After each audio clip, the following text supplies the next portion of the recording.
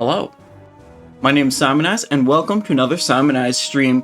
Today, we are doing our solo mount and binding runs as we normally do on Thursdays. We're going to be going to Zul'Gurub, killing the Raptor boss solo, Tiger boss solo. Then we're going to Karazhan, killing Attumen the Huntsman solo, try to get the fiery Warhorse's Reins. Then we go to Molten Core and we kill Baron Geddon and we kill Garr, trying to get the bindings of the Windseeker. And we do that all solo on this rogue character here. We'll do Simonize show first, my main, but then we can do it on my alts also. So we're going to see a lot of opportunities to get mounts, a lot of opportunities to get bindings, and for sure, we're going to walk away with something today. I mean, come on, guys. We've been doing this for weeks now. Surely we won't come out empty-handed again, right?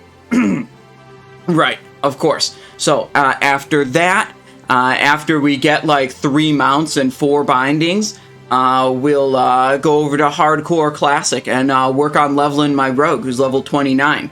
That's great. If you're watching on YouTube, you can always go down below the video. There will be links to timestamps to when we're engaging each of these bosses each time. If you want to skip ahead to that kind of stuff, you can do that. And also, while you're there, maybe leave a like or subscribe on the video, or subscribe to the Simonize Show TV channel. It's a great and totally free way to support my work. If you enjoy me uploading my VODs and stuff on YouTube, I'd greatly appreciate that.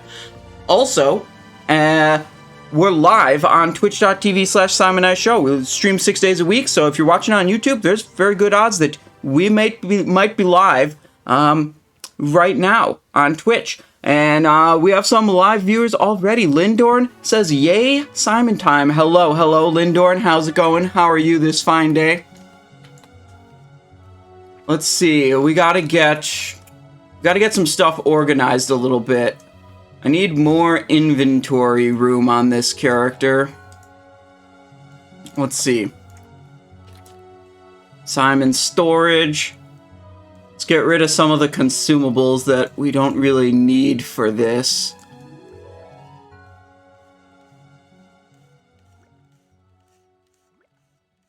Deadly poison. Why do I have 32 scrap bots? Oh my god. Oh, I think those are Jeeves materials. We gotta free up some inventory space because we're gonna loot a bunch of crap off of all of these bosses, and I want to just hold it in my inventory so I can vendor it later.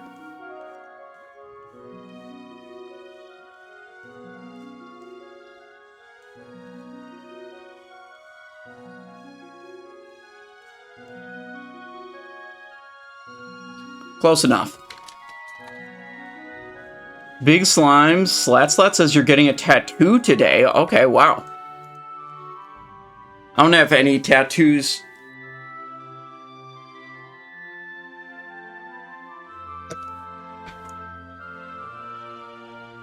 Are you getting something cool? Are you getting a Warglaive of Azzinoth tattooed on your body? That's what I would do if I got a tattoo. Okay, this character has all of my consumables that are good for soloing stuff. And I'm just going to mail them between the characters as I do that. So we're getting stuff set up right now. The Glyphs, I need prep, evasion, fan. We need some healing injectors. What other consumables am I missing? Oh, the scrolls. Scroll of agility. There we go. And there's a little bit more. Drums of the Wild and the blackened dragon fin we need also. Okay, that should be everything. Okay, so we've got 3 rogues. We're doing all this stuff 3 times over, giving us lots of chances to see cool stuff drop. We're going to have to set up the talent spec on each of these characters.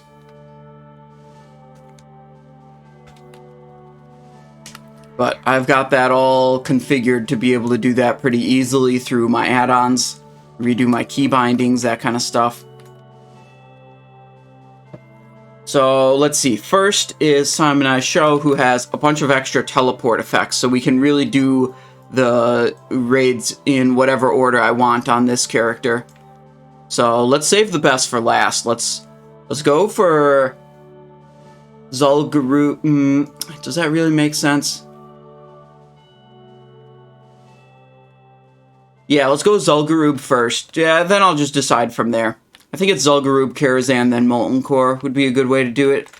But we got to set up the talents first, and then since we're going to Zul'Gurub, we want to get Swiftness of Zanza. That'll help us with the Raptor boss.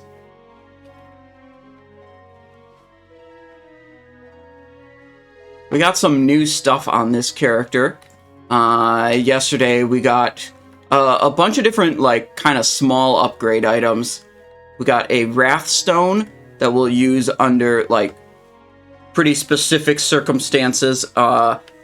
Basically, the planned usage is the double pull of trash in Ulduar right before Vezax. Wrathstone's pretty nice in that situation. It's hard to find spots to use it other than that. We also got a Skyforge crossbow, which is just like a little bit better than Twirlers for Assassination. And then we got Fang of Oblivion for our Flame Leviathan set. So there we go. Echoes Gate, hello, and Creeps says, good evening from Germany. Well, hello, Creeps. How are you doing today? Let's unlearn these talents, and then we'll do the soloing spec. Just plug that in really quick.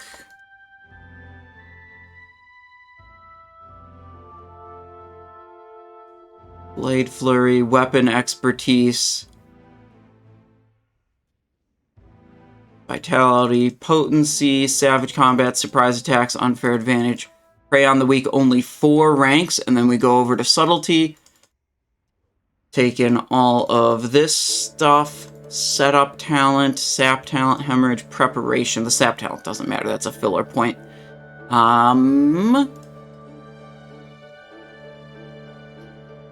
Yep, okay, learn. Now, we gotta do the Glyphs. That's Prep, Fan. I already have... Yeah, so I need Prep and Evasion on top of these spots.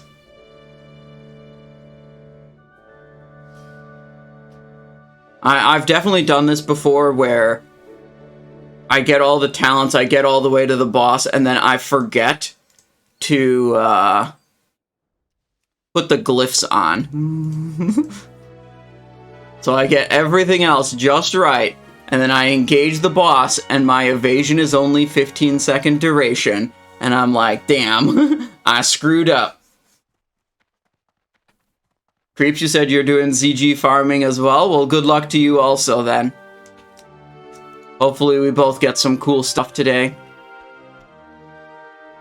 Let's move this so my inventory is a little more organized. We have only 10 inventory slots, but we have a bunch of repair bots that we can just deploy to use them to vendor stuff.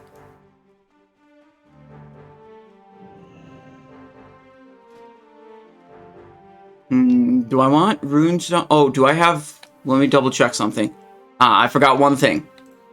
I actually have a boot blade with life ward on it, which I will use for this. I want the life ward masticator, and we'll get a life ward boot blade also. I don't want to have to go all the way down to golem shard sticker. That item's not very good. The boot blade is better for sure.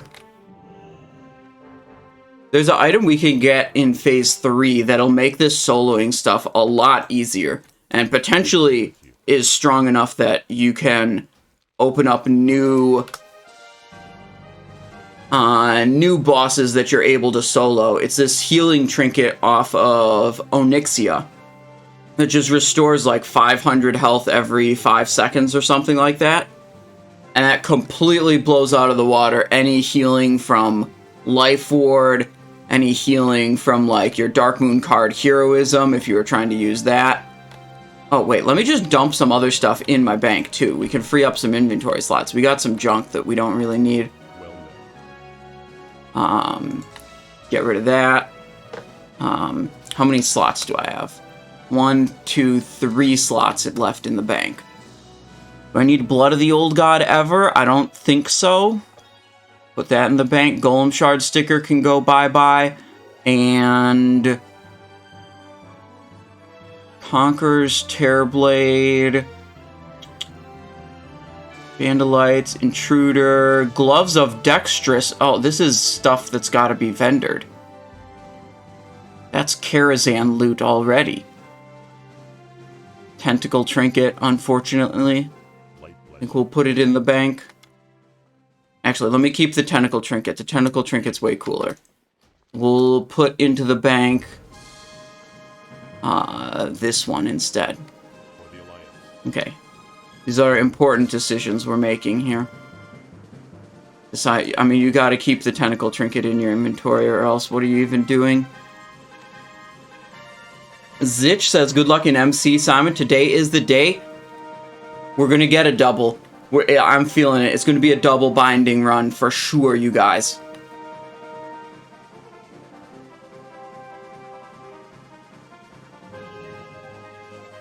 Okay, so now we have the Life Ward main hand and the Life Ward offhand. And we go to Sentinel Hilt. And we'll pick up our Swiftness of Zanza. We'll actually pick up 2 of them. Why not? And be on our way to Zul'Gurub. Let me get the first prediction up for the day. Prediction. Will Raptor mount drop? Question mark. Yes or no? Okay, prediction is up, and while we are in flight, I am going to put my stream alert on a couple other Discords, so give me just a minute here.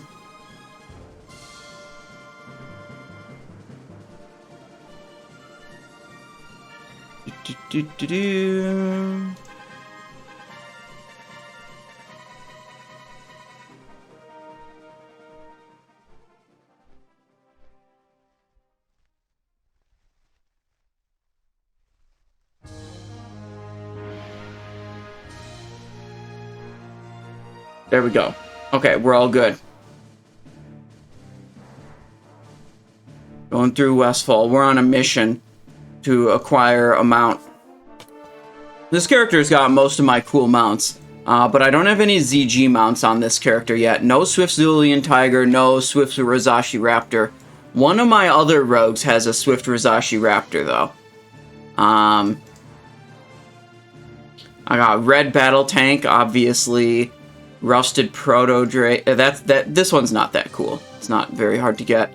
Rivendare's Death Charger, Amani Warbear. Can't get this one anymore. Swift White Hawkstrider. The Rivendare's Death Charger, by the way, I mean, every time I gotta plug the fact that, listen, I had this when it was a 1 in 5,000 drop rate. When it was actually cool. Okay? Now it's a 1 in 100 drop rate with the release of Wrath of Lich King. It's way easier to get. Back when it was cool, true. Oraim knows. Oraim knows. Oraim also had this when it was actually cool.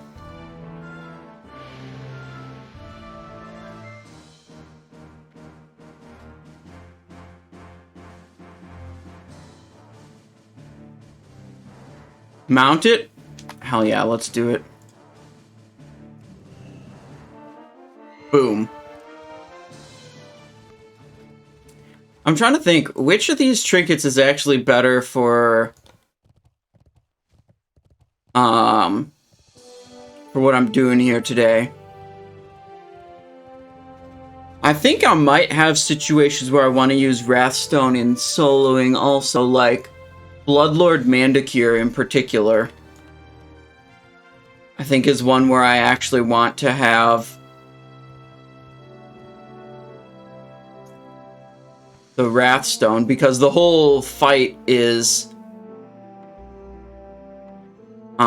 me just running away after my cooldowns are over. Is there a trinket you don't have yet? No, I've completed the Infinity Gauntlet of trinkets on this character. I have Wrathstone, Mjolnir, Dark Matter, Comet's Trail, and Blood of the Old God. All 5 Infinity Stones collected. Although I don't have the, like, you know, Infinity Gauntlet port expander, so I can still only do 2 trinkets at once. I need to get the Infinity Gauntlet to actually activate 5 trinkets at the same time. Oh, let's vendor that.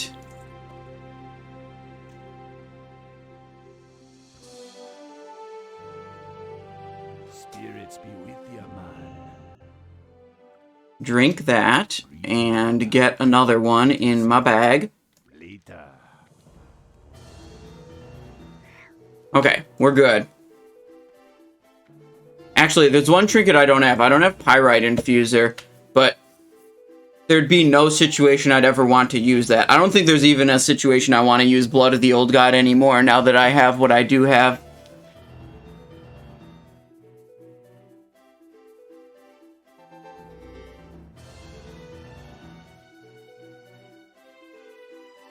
Alright, Heinrich, you're gonna have to choose different messages in the future. That's kind of weird. Do you think TOGC is fun enough to keep you engaged for several months? I'm afraid that Phase 3 is going to be boring. I don't know. I mean, I'm having fun with it so far. I think it's a very popular instance to shit on. You know, if you watch, like, YouTube reviews or whatever, there's plenty of people telling you, oh, this is the worst instance. No one liked this raid. Oh, it's so bad. It's like, man, fuck the reviews. Play the content and see if you like it. So far, I'm having fun with it. Maybe it'll get boring, but, you know, I'm a classic WoW player. I'm pretty much okay with doing the same thing over and over again. You know, I know what I'm about.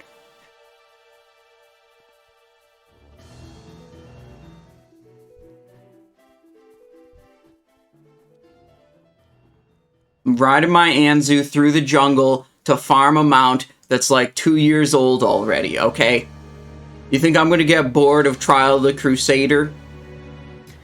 I think the kind of yikes thing is gonna be... there's gonna be a lot of pressure on players, and there might be a lot of drama over, like, who caused the wipe and prevented us from getting cloaks this attempt. Because, like, if you want to get the best loot, the cloaks, you have to do the entire raid without wiping at all. And inevitably, some groups are going to wipe. I mean, obviously. But it's like, I think there's going to be a lot of drama around, like, groups that are expecting to get cloaks, and then someone wipes, and then it's this big blame game of toxic drama of like, oh, you should have done this, you could have done that, whose fault is it, fuck you, now we don't get the cloak, kind of thing. I can foresee that happening and being troublesome for a lot of players. Do you guys in NA have login issues like EU? Not today, but it's like some days the authentication servers or the login servers or whatever are having problems. Like, it does happen, but yeah, not today, something wrong.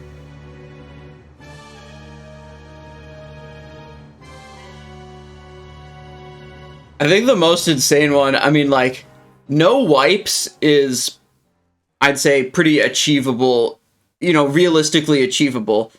But especially with faction champions, I think the no deaths achievement to get the mount, that one's gonna be toxic as hell, dude. That's gonna be ridiculous, because those faction champion dudes, they just, like, run around and, like, intentionally burst you and to get you killed. And it's like, what are you gonna do? Like, some classes just, like, don't have defensives to deal with that. Or you use your defensives and then they just do it to you again. Okay. What the? Instance not found. Let me in.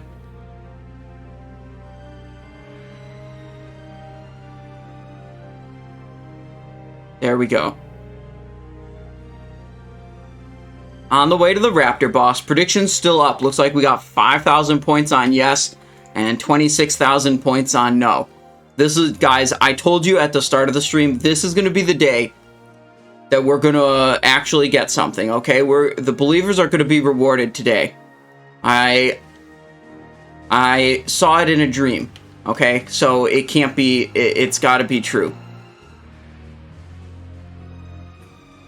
Time to lose all my points. Dude, oh, Ram, you're doubting. I can see that you're doubting. It shows me in the chat. It even shows on the chat overlay on the stream that there's a 2 next to your name. Just imagine, you guys. Imagine if there was a believe, a number 1 next to your name in the chat, in the YouTube video, where we get double binding. Imagine how cool you would be if you were one of the believers on the run where we got double binding. I just have to reward the believers by putting all my points on the line. Okay, okay. I can respect that, Oram. You're like, taking one for the team, gonna lose all your channel points so the believers can get more.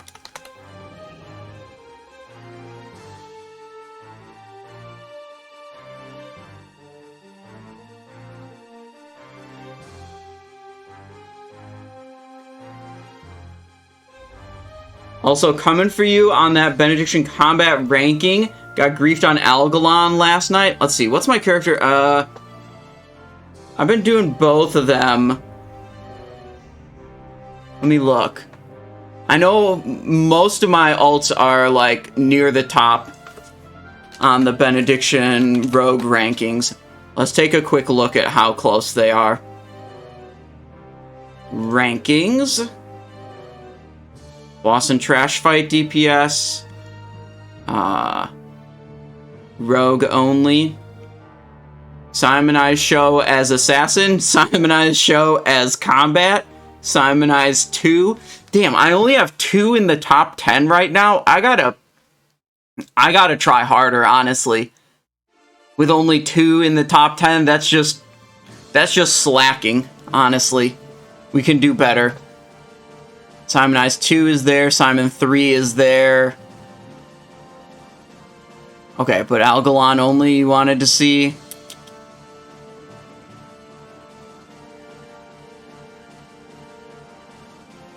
Combat only. Dude, I hate combat on Algalon, dude.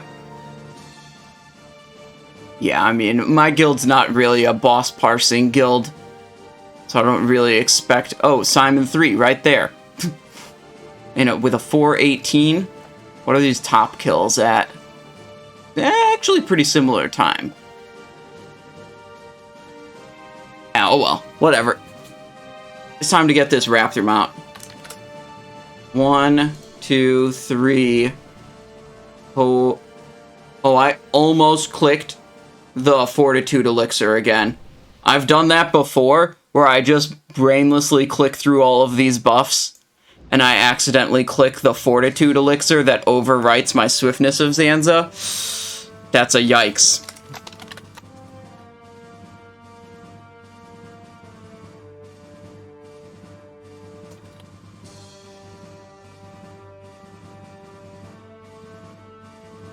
Oh, okay, you're looking at overall. Yeah, okay, that's the meter I really care about, that I am usually playing to.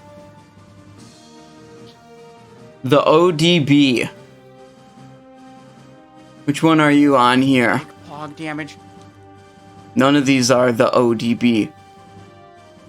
Corporal Spanky coming in with a 3-month subscription.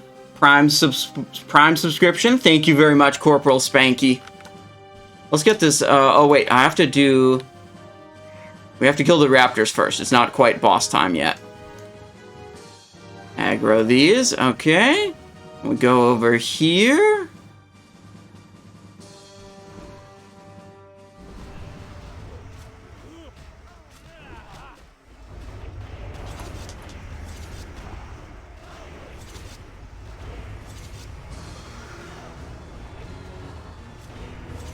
Oh shit, it activated my Wrathstone. Oh, okay, whatever. You're sandwiching me between what, all my different rogues? Let me look. So you're one of these guys? Or wait, combat? Combat only. So I'm gonna D-Mags, okay. That makes it, or Seeger. Could be D-Mags or Seeger. I have a lot of combat. I have a lot of rogues in the rankings. Yeah, with my main, I have a disadvantage in the overall meters because, like, I'm always tasked with doing the leatherworking drums, which means I don't really get to be using explosives.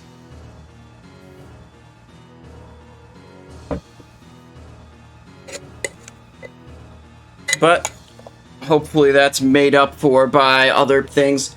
I mean, like, it's kind of hard because, like, in the speed runs, I'm always spec swapping on my main, and I never know or frankly really care what it's going to classify me as.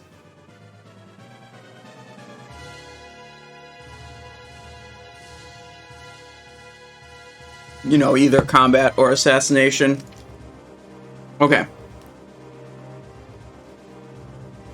Let's just give it a second here.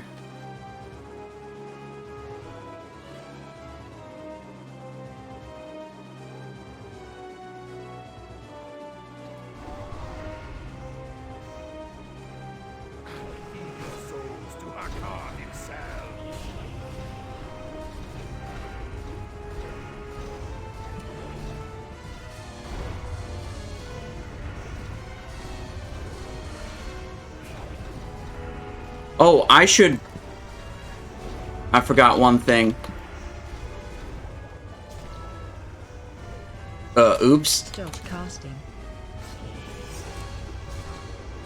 Meant to, you know, use the insanely overpowered hemorrhage ability that I basically went into subtlety to even get.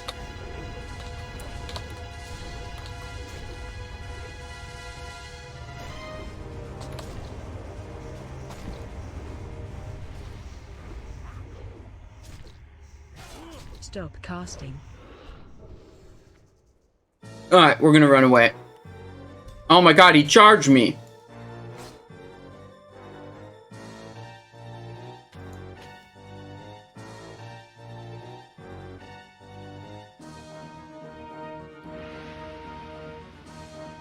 Okay. Stop casting. Now we just run away until our evasion is ready again. And then we should be able to knock him down. We'll find an opportunity to hit a little bandage. I'm too far. I didn't put a skull mark on him. I usually like doing that.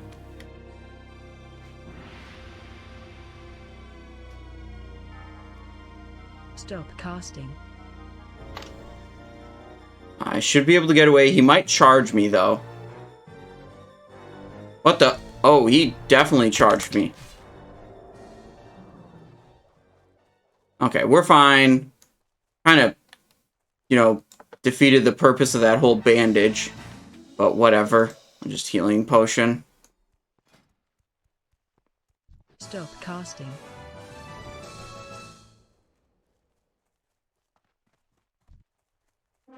Hmm. 10 seconds on this evasion. My Wrathstone is ready also. So I'll just go around this and then fight from here.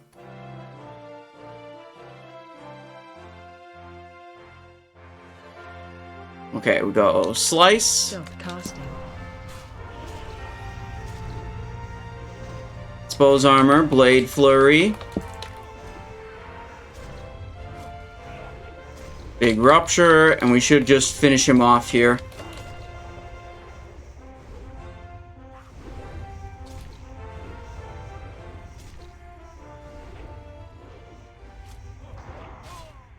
$2,500 crit. Yikes.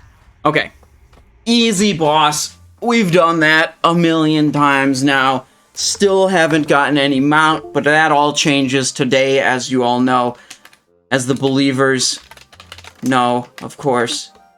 What's our prediction at? 18% believers, 82% doubters. Alright. It's not going to get any better than that. I know how you guys are. Blood-soaked pauldrons. That's 3 gold right there. The shawl, the idol, and 1 more page of loot.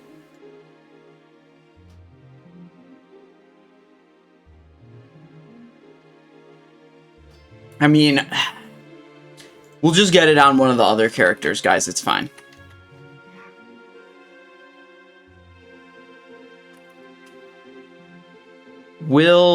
Also, don't worry about it. We'll get the Tiger Mount instead. Predictions up for Tiger Mount already. We can get that one easy. We get this, fix this macro. Hemorrhage.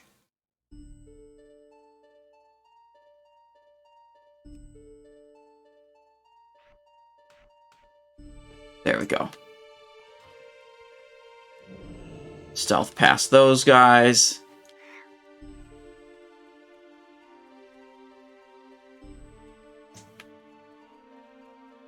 Dude, who's excited for Diablo 4 on the weekend? I'm kind of stoked to get back into Diablo 4. What I really want to do is, when you start out the game, there's like the campaign, right? And you can choose World Tier 1 or World Tier 2, which are like difficulty levels. And on account of, you know, I'm not a bitch, I just leveled up on, you know, I played in World Tier 2 the whole time during the first beta session. But I heard something that was suggested, because Druid was so bad, some people suggested leveling a Druid in World Tier 1. Because you would just get through the content way faster, and your class was literally not strong enough to handle World Tier 2 efficiently. Which I thought was hilarious. But also, it made me think, you know, what if you get less experience per mob, you get less loot per mob, but also all the mobs have less health and deal less damage to you. What if your kill speed and efficiency, you know, your kills per hour or whatever, or per minute, increase so much that you're actually gaining more experience per minute as in World Tier 1. Damn, what happened? You have more points now? Glitch in the Matrix. I don't know what else it could possibly be.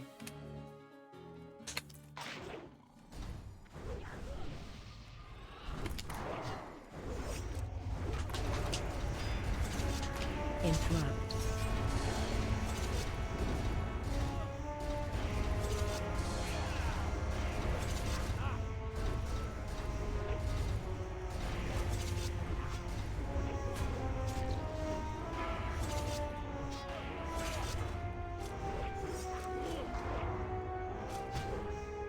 Oh, we didn't do wound poison. It's probably fine. So he's gonna resurrect with full health because I didn't use wound poison. If I used wound poison, it'd make this even more ridiculously easy. So certainly if you're struggling to get this boss down, you should use wound poison on this boss. It is way better, makes him spawn at half health in phase 2. Yeah. But turns out, with Ulduar gear level, and, you know, a talent spec specifically designed for soloing the boss, yeah, you don't have wound poison, whatever. It's okay. Okay. What are we at? 12% believers, 88% doubters. I'm gonna close predictions in 5, 4, 3, 2, 1. Alright, that's it. We're looting them out, rewarding believers. Peacekeeper leggings, 20 gold, love it. Sash of the... Wait, the game's bugged. There's supposed to be another button. See, the button goes away. It's supposed to still be there to get the next page of loot. But for some reason, it's not working. Don't worry about it. I'll submit the bug report as I usually do. And, you know, hopefully Blizzard will fix their game. You know? Start prediction, will Fiery Warhorse drop? Yes or no? Next we go to Karazhan. And to get there efficiently, we're just gonna use our teleport ring back to Dagran to go fast. Alright, there's already 139,000 points on Doubt, and there's 420 Blaze It points on Yes currently. I think the smart bet is actually just Yes when the points are that skewed.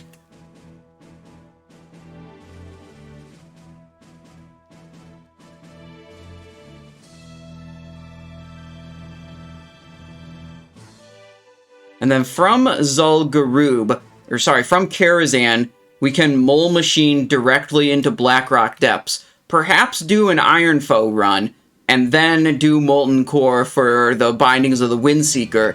And we'll loot both of the bindings, and then we'll have to finish Molten Core and get a bunch of Elementium ore, and it'll be good. We'll get the Thunderfury today for sure.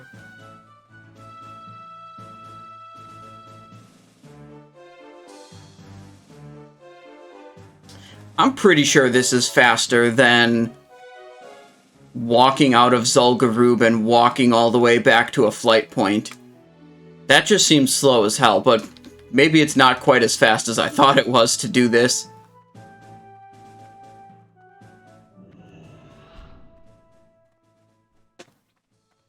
King's honor, friend.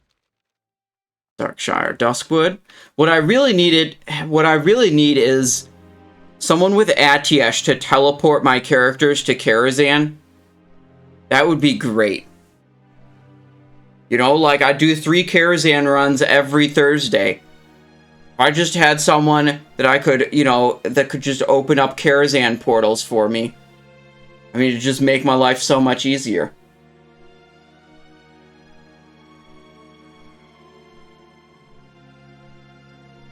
Star prediction, will Blizzard fix their game? Look, we'll decide. We'll see what Blizzard's done with their game so far by the end of these mount runs, okay? And we'll, like, decide if it's working properly or not after we've done our 3 characters worth of mount runs. Okay? But, you know, last week, you know, the game was still broken, but we haven't found out if they've done anything or made any changes or fixed any of these, you know, obviously incorrect drop rates. There's no way I could just get unlucky. That can't be the explanation. It must be bugged.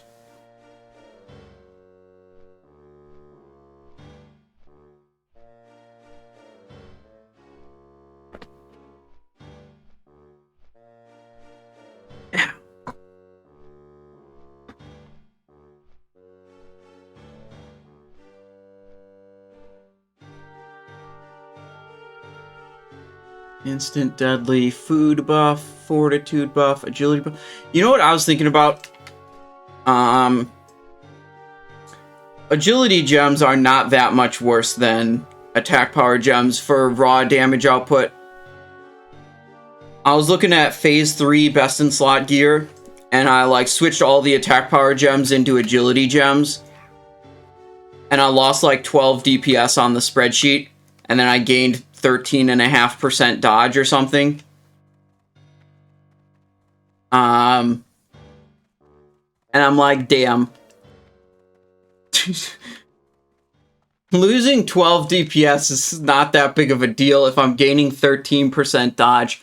I think I might want to, like, when the epic gems come out, you know, in phase 3, I think I might gem agility instead, just for the defensive properties, because, like, it's not, one, it's super valuable when I'm doing solos like this, but realistically, in raids, if you get that much extra dodge, it means you're totally avoidance capped when you press evasion, and there's some very real utility to that. Like, tank dies you press evasion, it's not just like a 10% chance you die every time you get hit. It's like you actually just live until evasion's over. You know, pulling threat on trash, which just, that happens sometimes. You know, when you don't have tricks coverage. I think that additional dodge chance, you know, for the meager DPS loss, I'd say that's probably worth it. In most circumstances. Oh god, am I too far to the right? No, okay, I'm fine. The other thing is, with the agility, you have higher critical strike chance, of course, compared to gemming attack power gems. And you can run into a problem if you have fairly low hit rating. You can run into a problem with having too much crit and blowing past your auto attack crit cap. Have you assumed how much of a DPS loss? Yeah, it was about like 12 DPS on a 12,000 DPS character. So, you know, not really a big deal. Transfer aborted, instance not found. Bro.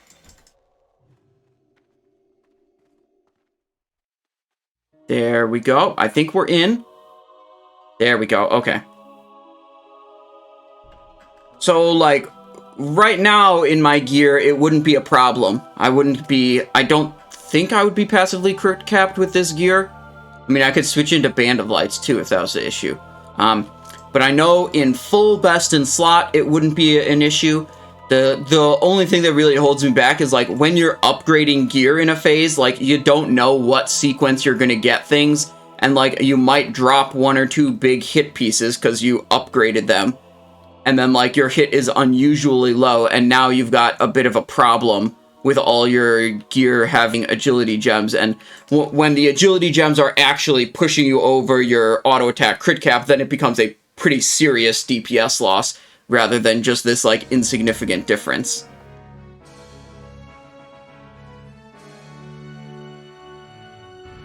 How often is tank dying, though, to the point where that's what leads? I'm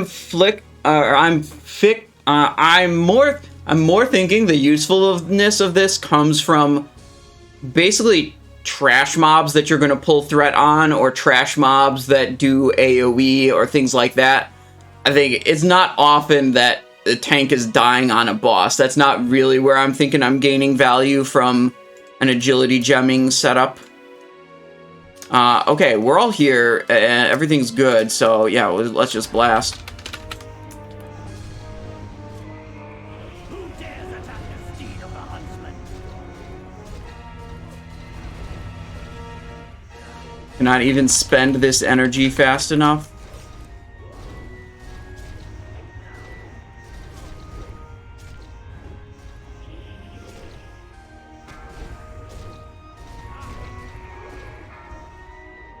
Cloak.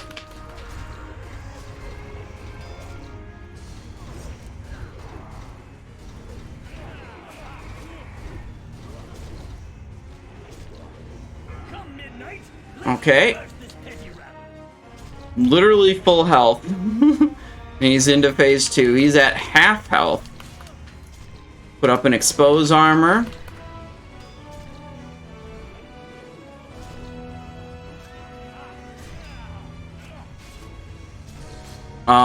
Okay, we just took a lot of damage. Let's do a healing potion. Oh, I never did a, oh gosh. Oh, we're in bad shape now. I'm vanishing. Fuck! Right at the end. Okay, we're gonna prepare slightly better this time. We're gonna pre-pot an armor potion. Man, that was going really, really well. Until it wasn't. Until it was just terrible and we got critical striked a couple times in a row.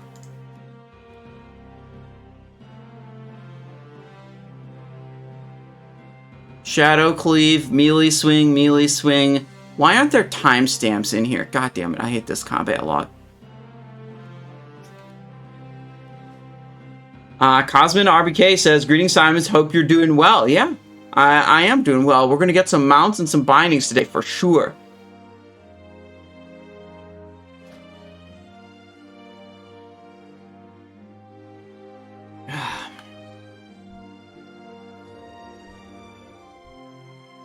Just waiting on the potion cooldown. Vic says, I mean, a good example of trash mobs with cleave packs for Vezex, but using DSAC correctly. Yeah, I mean, here's the thing. I think this is something a lot of classic players do. They're like, aha, if everything goes according to plan and everyone does their thing perfectly, then you don't need this safety feature or this, like, secondary plan or this, you know, whatever defensive thing. And it's just like, in reality, not everything happens perfectly.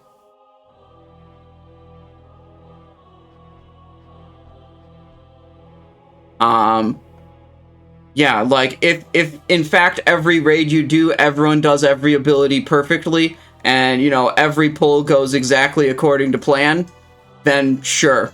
You know, there's no benefit to having additional dodge on a rogue.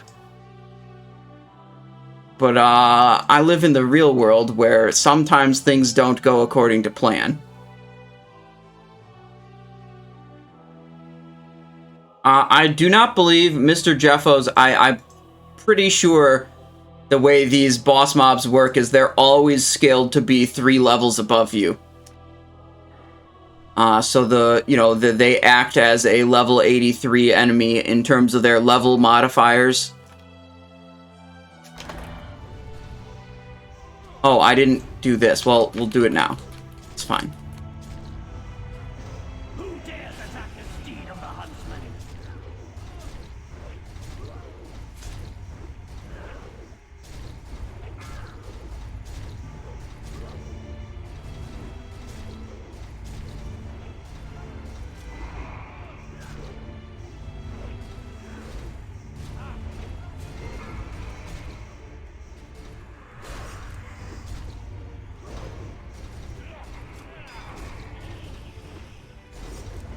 Come midnight, let's disperse this petty rout. Okay. Expose armor. Put up the slice and dice again. Why is he, like, all up on my butt? Can you just back off a little bit? He's within my personal space, okay?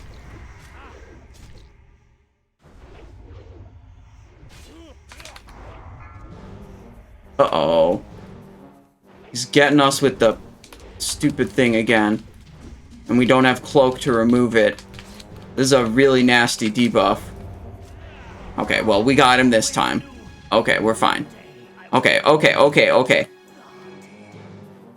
How's this prediction looking? 8%? Okay. Next week. We'll get it on this character next week or on one of the other characters. Listen, we're just moving on with our lives. We're going to go for a quick little Iron Foe run right now. Will Fiery Warhorse drop? No. Unlucky. Prediction. Start. Will Iron Foe drop? Yes or no? We go in here. Dude, Mole Machine is one of the best teleport items you can get. Okay? There's so many useful things to do in Blackrock depths. For level 80 characters. Let's equip this. And get the boot macro. Let me actually show you something that's insane that you might not know about. Okay, there's a band here, right? But they only play at certain times of the day. You can talk to them. Says, hey, can't you see I'm busy here? You want to watch the show? The band plays at every night at 8. But because you portaled in with your Mole Machine, Dire Brews Remote, you get this dialogue option. But I drove my Mole Machine all the way down here. Well, fine. We need to test the equipment anyhow. Give me a few seconds. I'll have them come out to rehearse. You ready? I'm ready. Now, you still might be thinking, what the fuck is going on? Who cares if I can summon the Tauren chieftains on command? Okay? The reason is if you do a slash cheer, look at this, slash cheer at one of the band members, you now have a 10% stat bonus buff. Not even capping. There's 10% more stats. Outstanding. Excellent. Outstanding. Excellent. How do you find this stuff out? Don't worry about it. Vic says, if you're gemming for max theory crafting for top DPS, I mean, what I'm doing is my guild does speed runs. And I have to gem for the, I have to plan for what the reality of a speed run is. Where things don't always go exactly according to plan and you need to make the run work. And dying is completely terrible. You don't just get to try again and reset the boss, a dozen times a week. Once Flame Leviathan dies, you're saved and you have to make that run work. Always pop your mole machine before Razor Scale is pulled. Because it looks like the other mole machines and it could confuse people and they could accidentally click on it and get sucked into Blackrock Depths. Is that what the angle you're going for? I respect it.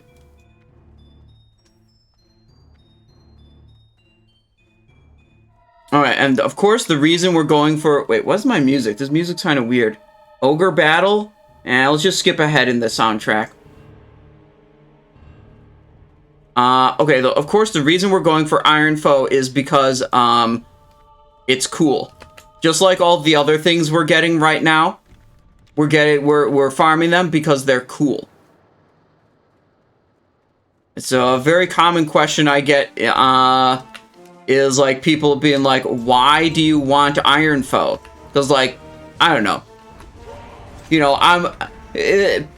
People might have the idea when they see me farming an old item like, I don't know, Fell Striker, or like, I don't know, Storm Shroud Armor. They might get the idea that it's got some kind of rating application. And you know what? That's fair. Because some of these old items have very serious and very powerful rating applications, but that's not really the case with Iron Foe.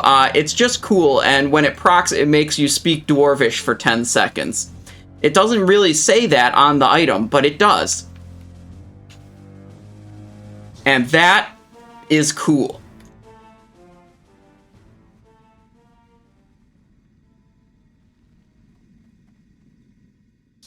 Alright, we got our 2 torches. We're going this way, just trying to not aggro anything because they're just kind of annoying. We're going to redo our King's Drum and our Agility Scroll. Good time if I timed it. Yeah, I was messing around with the buff at the bar, so I figured I wasn't going to time it. Let's see, switch the boot back to the attack power one. But yeah, those torchbearer positions were really good. That could have been a really fast run.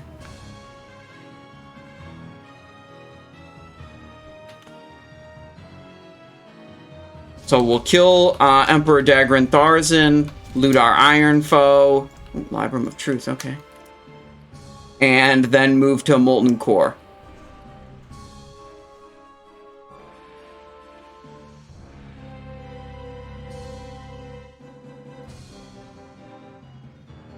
Here he is. Level 56. This one's not a boss mob like the others. It is actually just insanely low level.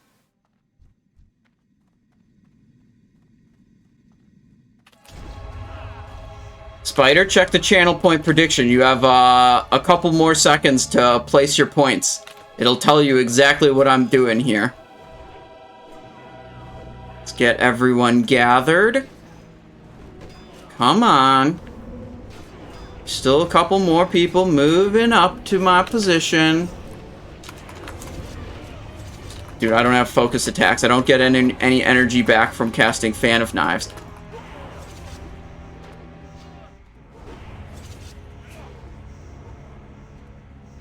Where's the straggler? I'm still in combat. There he is. He's casting amplified damage. Physical and magical damage taken is increased by 50%. I would really like to be able to cast this debuff on, you know, some raid bosses. That'd be sweet. Okay. Emperor Dagran Thaurissan. I am now the new, you know, King of the Dwarves. I killed the previous King of the Dwarves. What are we looking at for this prediction?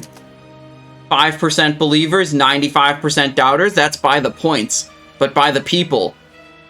The people's votes have it. Look, 10 believers versus 4 doubters. I mean, come on. It's just that the believers, the faithful, are always poor. That's the problem. Second page of loot. Let's see.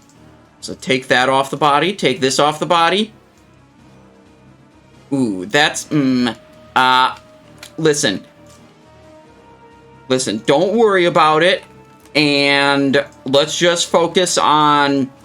I need your energy for the Geddon binding. That's what we're really concerned about, okay?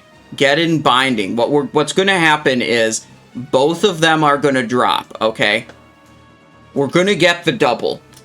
And you know why we're going to get the double? Because it would be a way better YouTube clip, okay? Just think about it. It's like I almost don't even want to get a single because it's like, who cares? There's 1,000 YouTube clips of people seeing a binding drop. I mean, like, come on. But how many clips are there of same instance 2 binding drops? That is top tier, okay?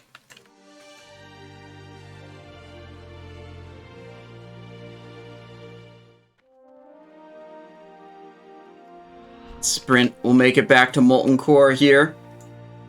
Luckily, there's just a passage into Molten Core directly from Blackrock Depths. You know, right over this way. Double drop day? Yeah, for sure. For sure. I see you're a believer. Quick fix. I appreciate that. There it is. There's the instance portal. We're going to go in. We're going to get 2 bindings. We're going to walk out. It's going to be good.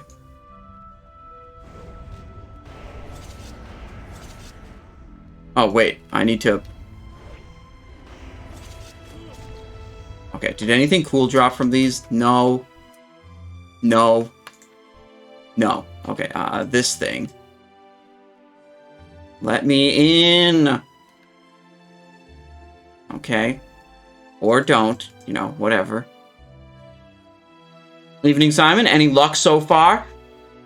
No, but we're about to get a double binding drop, right, Falls? The prediction's up right now. We're gonna do it. For sure. Look at this. We're just strolling past these giants. Got binding this week and Raptor last week? Hell yeah. That's nice. Alright, just running along this way.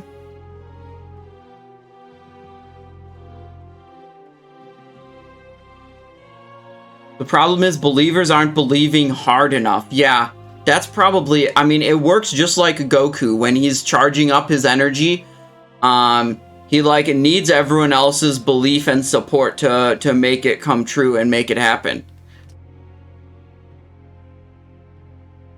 Oh my god, these dogs are gonna aggro. I don't think I can get... Can I get past them? I think I can get past them. Yeah, okay, I just have to go this way. Alright, alright. Split the middle between these ones. No threat, nice. Okay, keep it moving. There's another dog.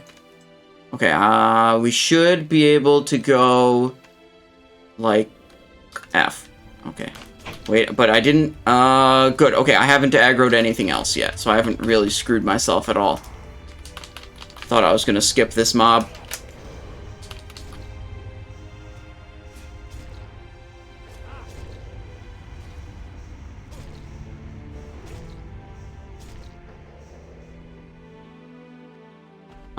Okay.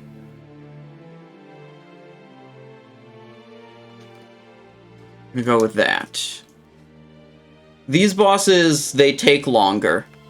So I think the Wrathstone is, or the Mjolnir is better than the Wrathstone.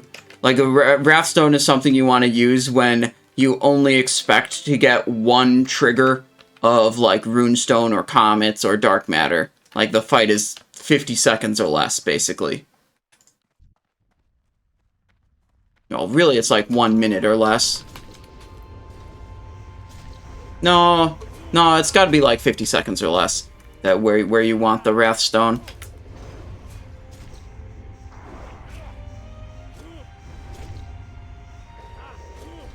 Alright, there's one dog in this hallway, and there's going to be one lava surger as well that we want to take out.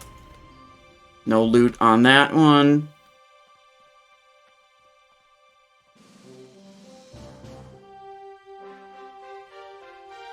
Hopefully believers will be rewarded before I'm out of points, says Bright. Yeah, of course. I mean, like, look, you got points on the Geddon binding, it's going to drop for sure. We're going to get it. I may only have been doing this for like 6 weeks, 5 or 6 weeks, I think, soloing all these bosses, but for the Molten Core ones, they're the more recent addition to my soloing. Hang on, wait, we're in position. I have to just make this happen right now.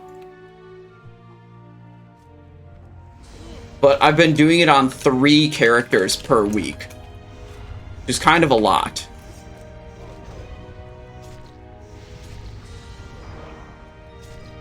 Run out. Okay, we're out of range of the Inferno.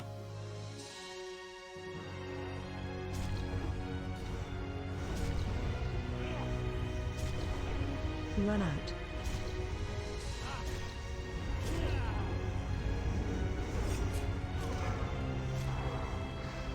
Oopsies. Took some extra ticks. There's a 1400 tick from that Inferno.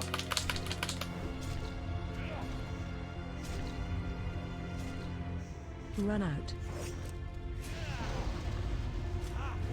Feint is up. Reduce damage from this explosion. Oh, he's in Inferno again. Run out. Can do this.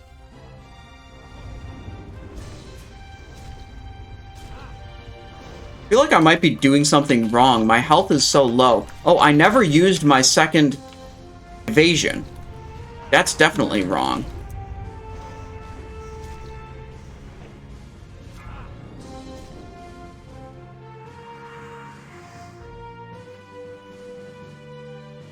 And that evasion was timed kind of poorly. Run out.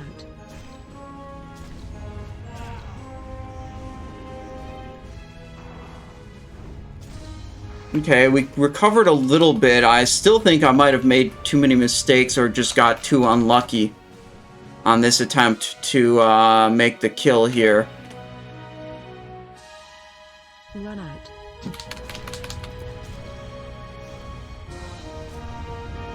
Yeah, I'm gonna say this is a bail.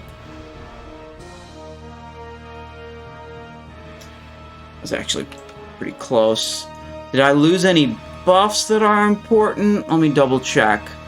We're on instant deadly. We got our food. This.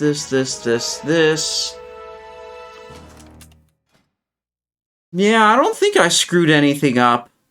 Maybe the runestone. Maybe we go back to the dark matter. I don't think that really matters that much. Yeah, I did get a bandage off successfully. Well, it wasn't a great bandage, but it was a bandage. I think the main thing was I didn't use my second evasion right away. I noticed that pretty late in the encounter. You want to stay ahead of the boss in percentage HP, because it keeps your Prey on the Weak active. So if you let yourself get behind by, like, I don't know, not using your second evasion right away, you lose a lot of damage output.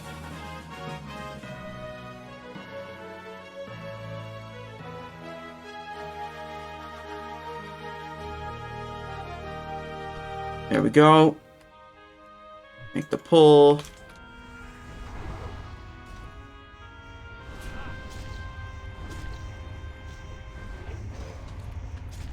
Can't even spend all of this energy.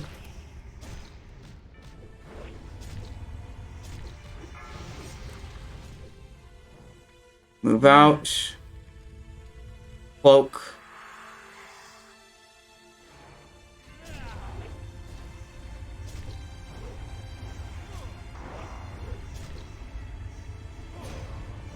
Ghostly Strike. When Ghostly Strike fades, we'll... Actually, no. We'll wait for the next Inferno.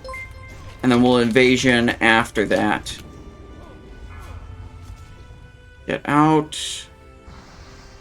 Okay. Now, after this Inferno's over, we Evasion. Run out. Feint to reduce damage from this thing. The explosion thingy.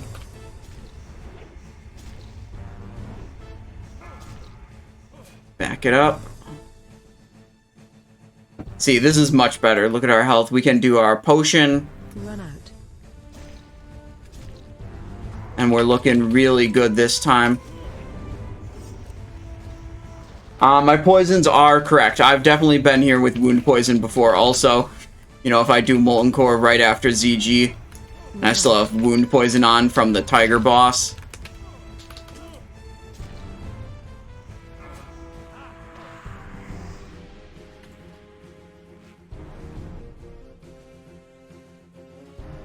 There we go.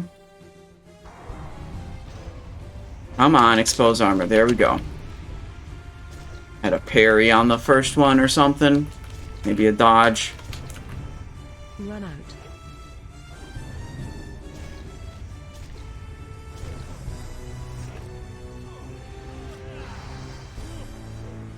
Did I not have Feint active for that? I thought I had Feint active for that one. See, look. Much different. We're definitely going to be... Oh, I moved in just a little bit too early. I was too eager to get that Feint off for the Living Bomb. I actually took the very last highest damage tick of the Inferno. We're fine here. There we go. Okay, easy peasy. Here it is. How's the prediction looking? 10% to 90% point-wise. But look at 16 versus 3. The doubters are few in number.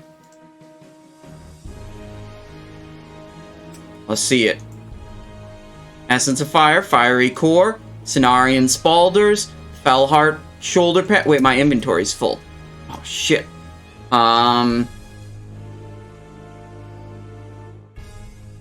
Let's just see the next page. We gotta see the next page.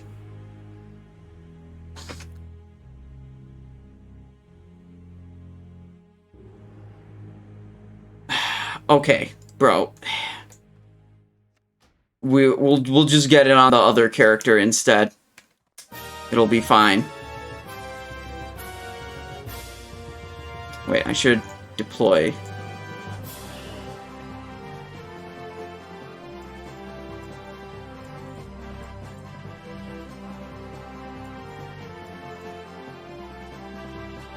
Close enough.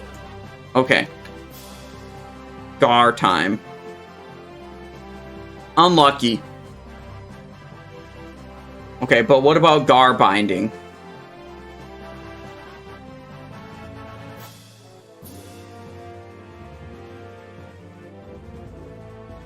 We just go right over here.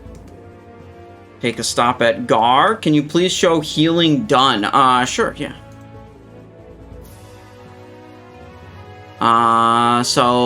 Fire protection potion. There were 2 fire protection potions. They absorbed a total of 10.7 thousand damage.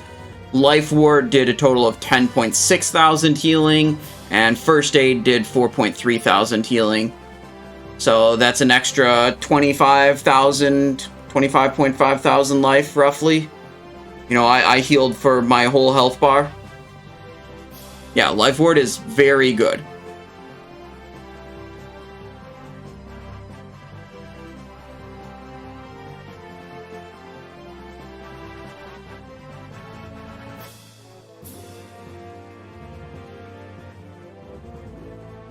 Okay, here we are.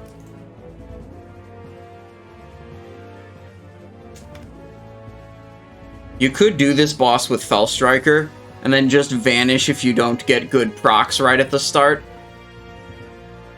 But, you know, whatever. We can do it. We can do it without that, also.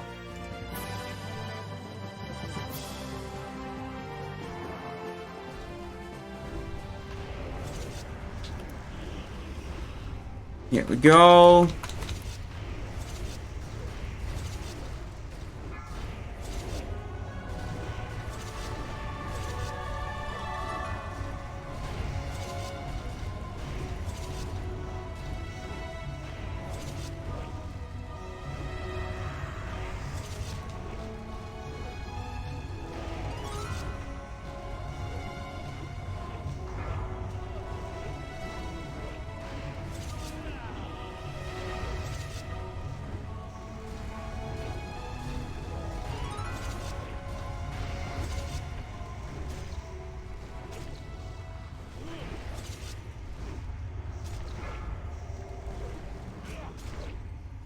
Kill Garr. Okay, he ate some of our buffs. We gotta redo them.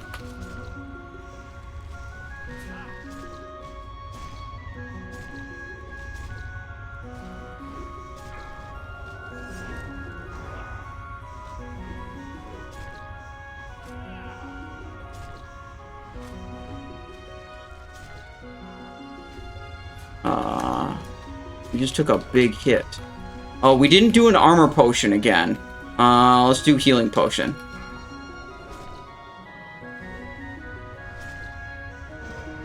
Re-up the Drums of the Wild and the Agility Scroll.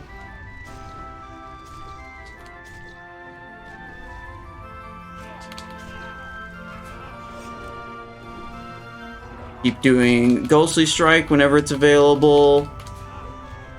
Yeah, just making it look easy on this character. Oh god, we just got crit again. Okay, there we go. We did it.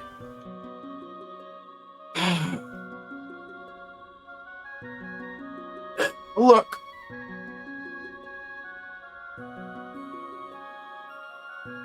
I don't know why it is. A lot of people... I mean, I wouldn't say a lot of people, but... every once in a while, sometimes someone comes in this chat and tries to imply that I have a mental disorder like autism or Asperger's syndrome or something. I don't. And that's just not a good way to interact with people, is to have your first chat message be saying like, I know you have this mental disorder. Do you? Do you really know that? It's offensive. So I ban those people when they come into my chat and imply I have some kind of mental disorder. Just to be clear with why that guy got banned.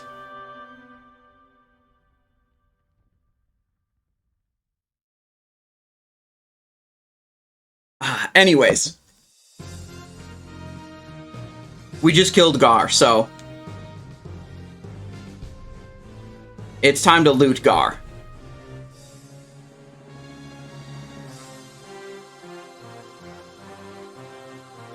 6% believers. Big pog damage. Those are odds that we take.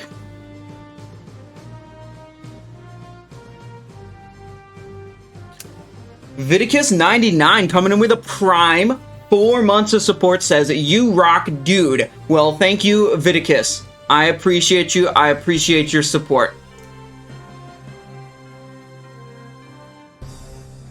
Here comes the Garr binding. Essence of Earth, Gut Gore Ripper, Drill Borer Disc, Lava Core, and the binding of the Quick Strike Ring. Okay, we'll just get the bindings on a different character this week. It'll be fine.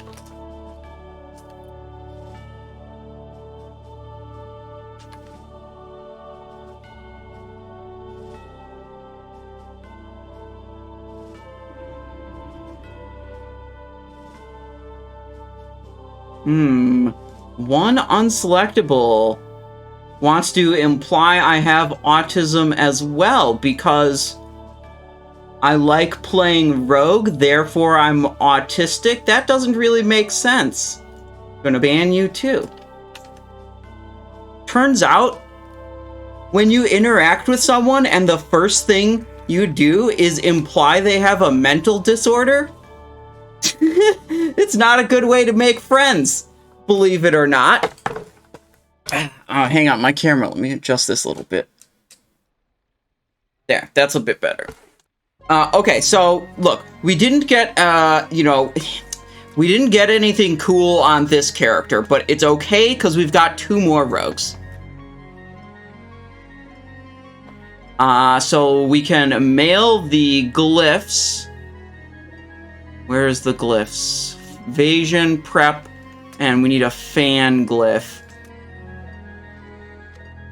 Okay, we mail the Glyphs over, and then we mail a bunch of consumables over also.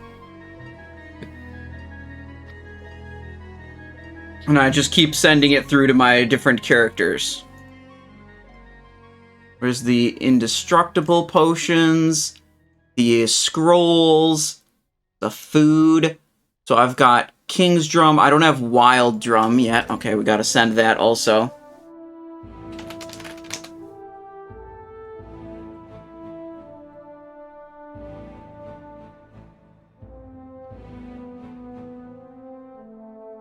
Wild's Drum.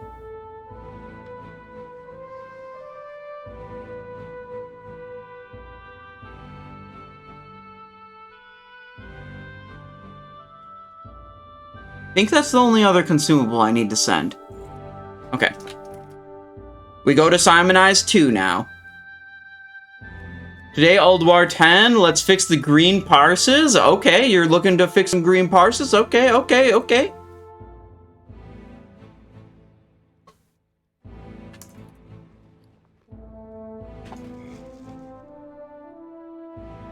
Okay, how much inventory space do I have here? I'm gonna have to clean this up.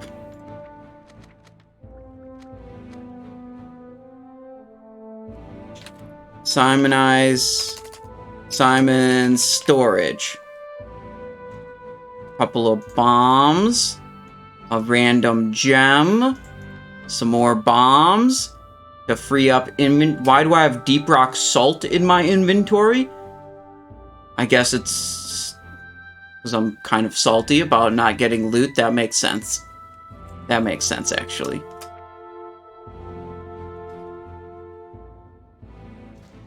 Get rid of it.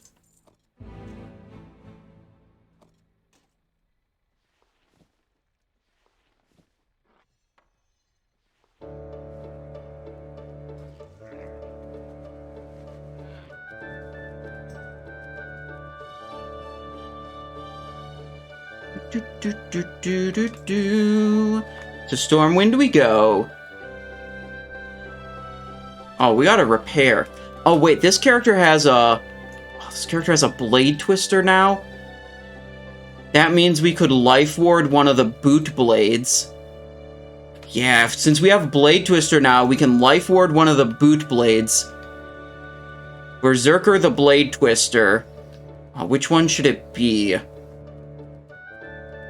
Should probably be the one. It should probably be this one that gets life ward. Okay, let's go into my combat gear set. Put life ward on this one, and then let's see. This will be this weapon. Okay, let's get a life ward scroll.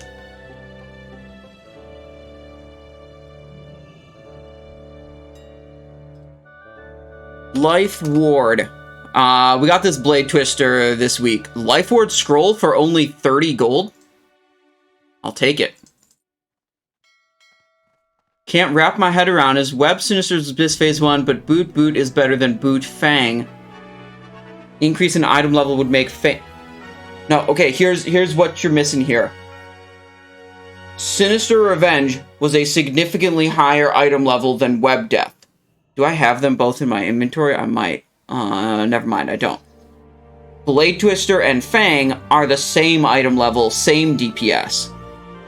You use the Sinister Revenge over a second Web Death because it was just a higher item level dagger with way more DPS. And now in Phase 2, like your highest item level daggers are, you know, these two. And They have the, you know, the fast and slow ones have the same weapon DPS and the same item level. You know, using a slow dagger is no longer a item level or weapon DPS upgrade in this phase.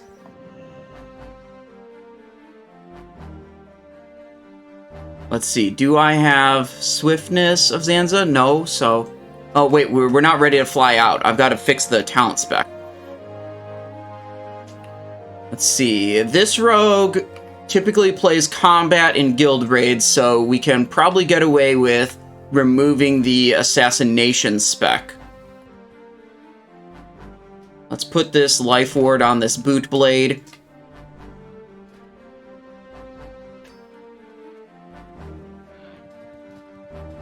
Then this can go here.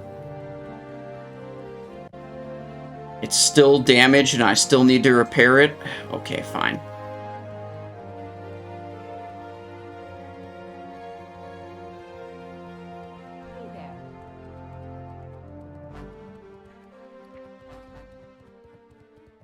Hey there. We're in assassination spec, so this is the one I want to unlearn. See you later. We unlearn, and then we plug in the soloing spec. Repost there, slice and dice there, close quarters combat. This talent is just so good. Especially for soloing. First of all, 3 points for a passive 10% melee haste. It's almost unbeatable in like the talent point to damage increase efficiency. But when I'm soloing, I also care about the dodge chance. It's super insane.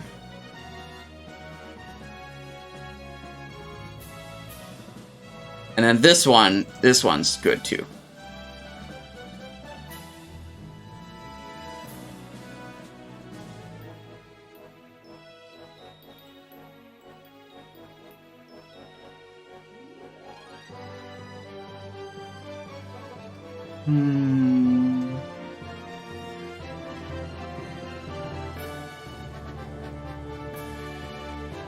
Now apply the glyphs. Fan, evasion, and prep.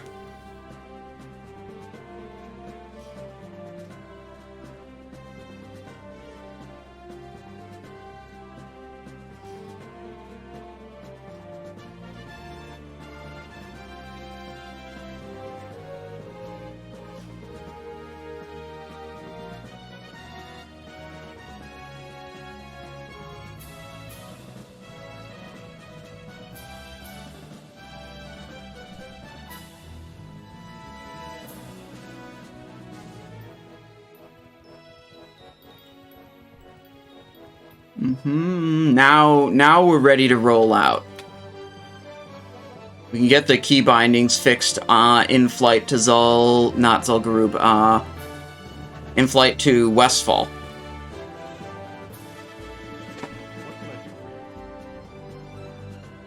There we go. Pop open my slot, go to sub solo spec, ignore importing the macros. There we go. Now I go macro. This is the only one I have to adjust. Put the hemorrhage macro.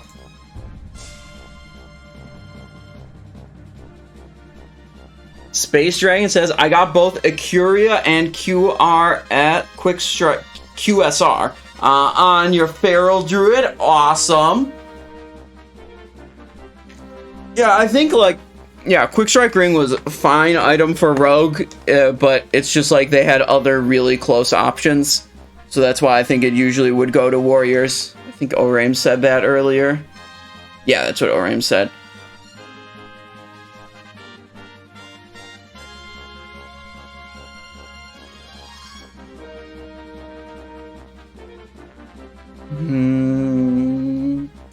Do-do-do.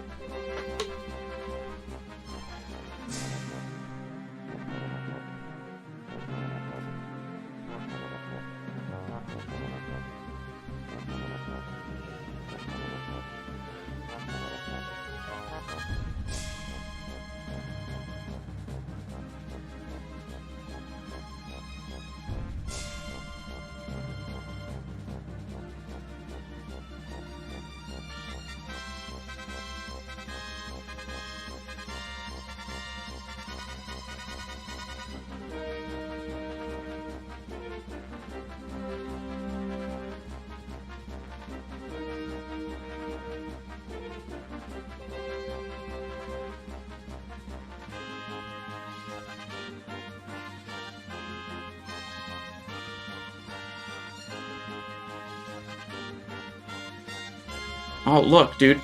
Someone doing the Defias Trader quest. But because this isn't a hardcore server, there aren't a dozen level 60 PvP flagged hordes killing the quest NPC before it gets to the quest completion. What do you know? Oh, on that note, I have exciting news to share. You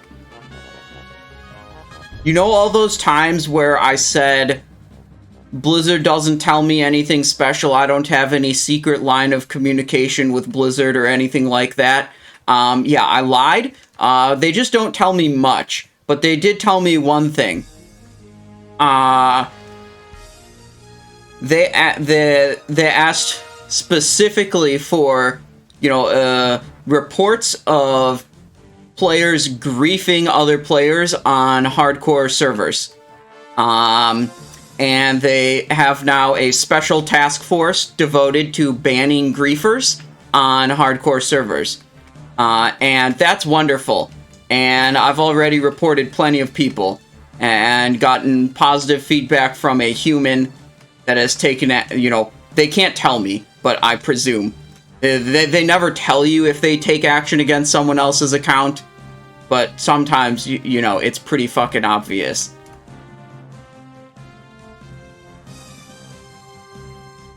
So, I mean, I'd say, overall, that's a good thing. Remove the PvP status on the trade. Didn't we just look at him? Wait, hang on. We just targeted that trader NPC. Let me bring up the instant replay. Oh, maybe they only fix it on the Era servers. I think that's actually a different client. It could be.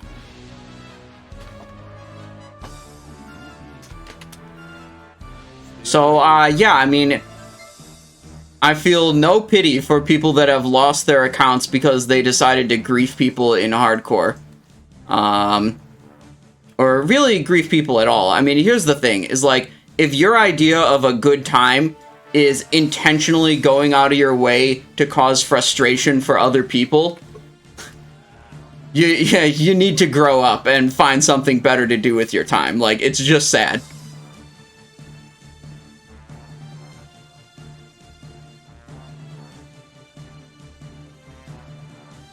Yeah, if Blizzard removed the PvP status on the trader, that would be very good. I think. Can they ban hardcore players with names that break RP rules? I feel like that's probably not at the top of their priority list. But, I mean, think about it. If you think about it from a business perspective, their willingness to put extra effort into this totally makes sense. You know, hardcore is popping off on streams, getting thousands and thousands of viewers. A lot of streamers are coming back to WoW to try hardcore, seeing the success of it. And, you know, if you're a viewer watching one of those streams and the streamer just gets frustrated because someone else is essentially just preventing them from playing the game with no reasonable counterplay on the part of the hardcore player, and like, they just have a miserable experience, it makes Blizzard's game look terrible. It looks like their game is infested with toxic players, and you're not going to have a good time if you try it. That's really bad optics for the company. So it makes total sense to me. You know, this is how I'm thinking through it. It makes total sense to me that the company is willing to put extra effort into, you know, getting rid of these, you know, toxic players.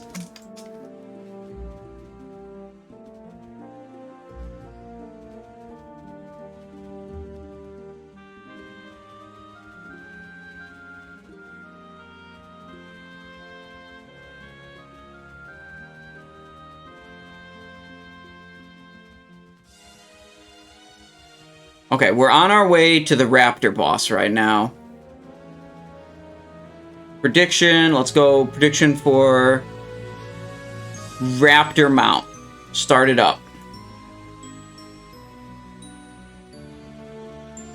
Or they can just fix the training bug. You mean like the ability for... I mean, there's... The thing is, like, the players that are yes, it would be good to fix some of the conventional ways to grief people, like the scattershot feign death that like will put aggro onto any nearby person. You know, making quest NPCs that for escorts or things like that not be PvP flagged. That's good. They could also make it so PvP is something like you can't right-click someone and it flags you PvP. Like, make it be something you have to manually press, so you can't have, you know, griefers sitting around like named similar to a quest NPC and trying to trick people into accidentally right-clicking them. So yeah, there are fixes that can be done that make it more difficult to grief players.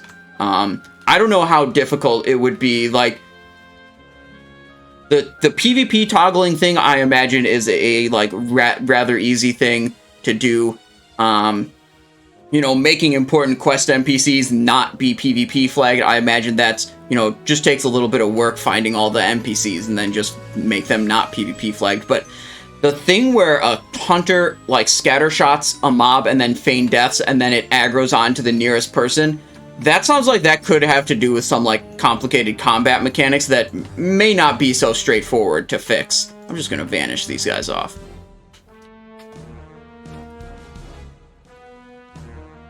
Now we need this.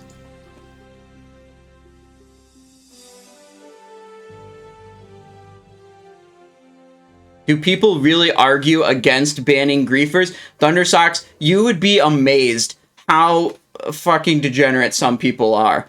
Like, there are YouTube accounts of people that just, like, post themselves griefing other players, and you, like, look in the comments section, and it's you know, there'll be some people, you know, saying this sucks, and there'll be other people being like, ha ha ha, this is so funny. And it's, like, literally... It's literally just like a level 50 killing level 5 players over and over. And somehow that's good content for some people. Tiger and Raptor boss without swapping spec. I'm too cheap to pay for the spec change. You probably could do it. I mean, I'd say the most important thing for Raptor boss is having the swiftness of Zanza. Tiger boss, you just want some kind of build that has Blade Flurry in it. So... your combat, just a standard combat build will do fine. A Mutilate Blade Flurry build will do fine. I think you'd still probably struggle if you had a standard, like, Hunger for Blood Assassination.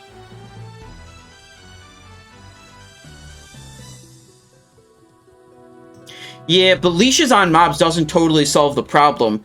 Like, if you're just fighting some mobs in an area that's, you know, moderately dense... someone could aggro 5 of them, walk over to you, and feign death, and you're overwhelmed there anyways, and it doesn't matter, like, if they had a long or short leash on them. Oh, I've got some good buffs right now. Look at this. A proper Prayer of Fortitude and Gift. Camping Menethil Harbor and killing level 13 players is objectively fun. Yeah, I mean, that is true.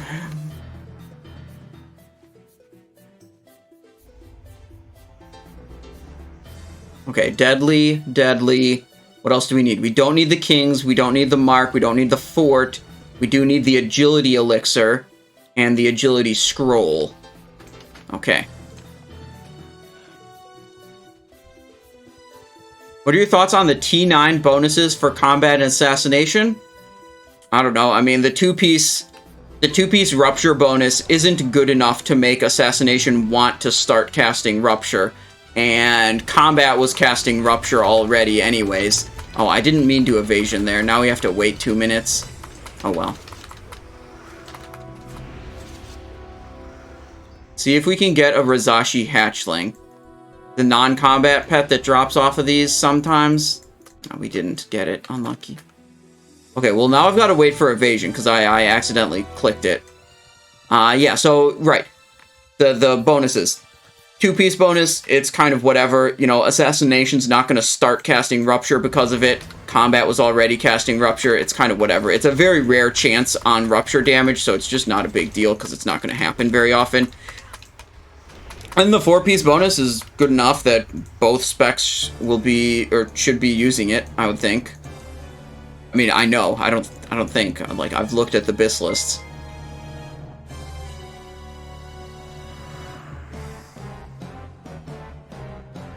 We were just trying to get the hatchling pet again. I could sell that for a couple $100 gold whenever I get one.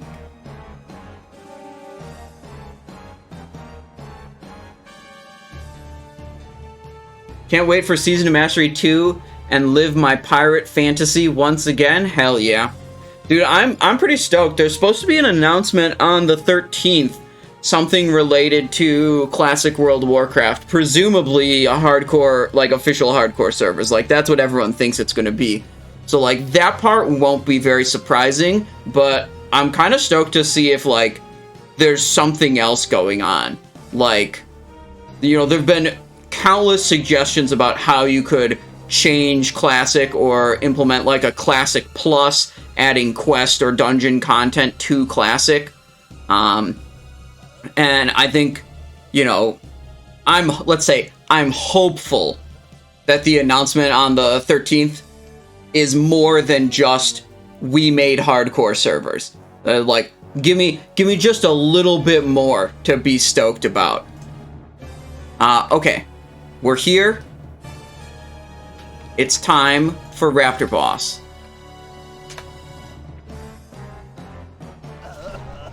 God damn it. Trigger that goddamn trinket.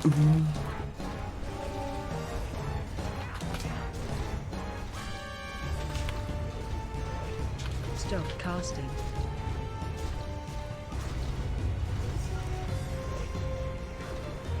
Can't even spend all of my energy. Big hog damage. Okay, Raptor is dead. Ghostly Strike still has 2 seconds left. Here's Evasion. There's Eviscerate. We'll be fine here. It's another big... Oh my god, let me do the thing. There we go. Ooh, I got knocked down. That's not good.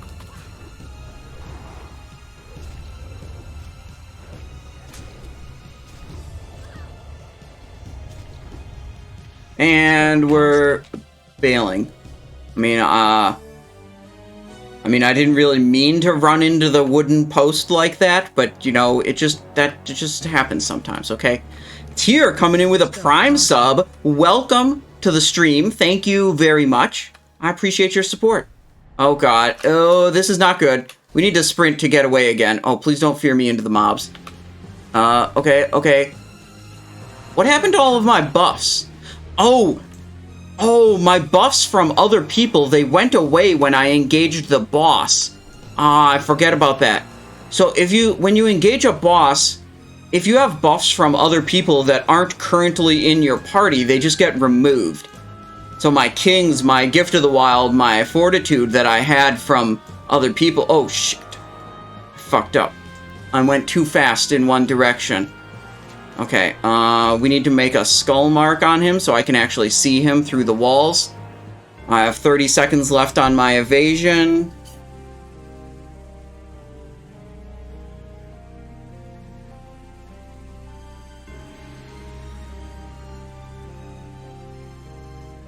Stop casting. What the? Oh, I got teleported. No, don't kill me. Healing potion. Okay, so this boss also we're basically doing everything wrong this time. Seeing all the weird quirks. Has some weird pathing properties. And whenever a boss cannot find a walking path to its current threat target, it will teleport its current threat target to the boss. So what happened is I stepped on some of these weird terrain features, and the boss decided it could no longer reach me. And because it couldn't reach me, but it couldn't path to me, it just teleported me on top of him. Stop casting. Okay, we're gonna get a little bit of distance, and I'm gonna try to make a bandage here. Where's my bandages? Well, I have none. Oh my god. Okay, well. We're gonna go down fighting. It's me or him at this point. And you know what? It's probably me, because, you know, I'm way better than Bloodlord Mandokir. But one of us is going down here. I'm not backing away this time.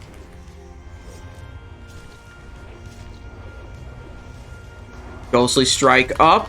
Yeah, he's dead. Easy. Okay. What are we thinking about this Raptor mount? 20% believers? That's... Dude... Hang on. Whenever I accidentally... Hang on. Okay, 20% believers. That's a lot of points worth of believers. Let's see it. Lots of gold. Arm Splint. Bloodgench Grips. Idol. Nope. Nope, but we can vendor those. We take those.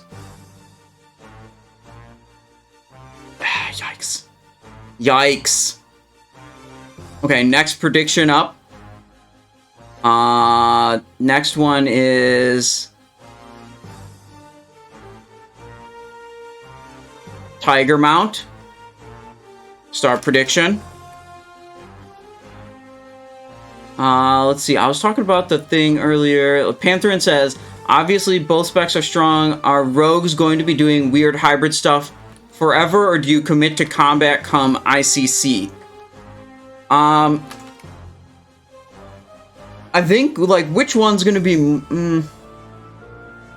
Basically, how it is right now, Pantherin, is, combat does superior multi-target damage, and Assassination does superior single-target damage.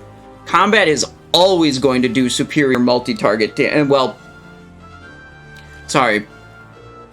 Combat's better at low enemy count multi-target damage. Like, 2 to 8 or whatever. But when you start going, like, above 8 up to, like, 10 or 12, then you start making it where, you know, Assassination's focus attacks, like interaction with Fan of Knives, just scales way out of control. So, yeah, like, you've got that range of, like, 2 to 8 mobs at once, where combat's just, like, clearly superior and always will be. But then at the super high enemy counts, Assassinations just completely dominates.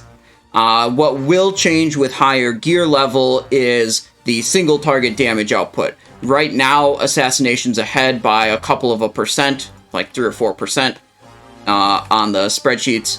But as you gear up, combat scales with gear just a little bit better in their single target damage output. So combat should, you know, be roughly equal on single target when you get to, like, Ice Crown Citadel Bis gear levels, essentially. Okay. We did the thing, now we do this thing, and we go set focus there, and we go here to get the... You know what? I've been humbled enough times to know that even for the Tiger boss, I should probably start with full health. Oh yeah, let me put it in the stream title. Phase 3, exclamation point, Bis. Yep, we have Bis list information for next phase, absolutely.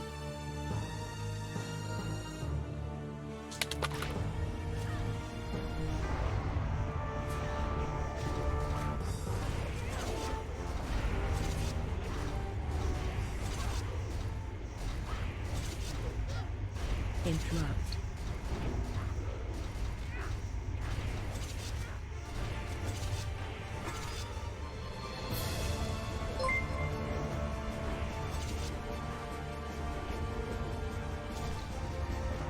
Literally full health, haven't even used evasion yet.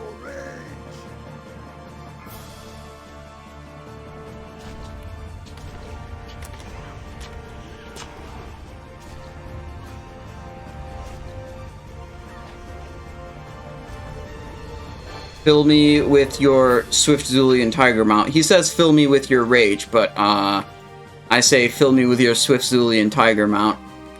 It's not weird. Don't worry about it.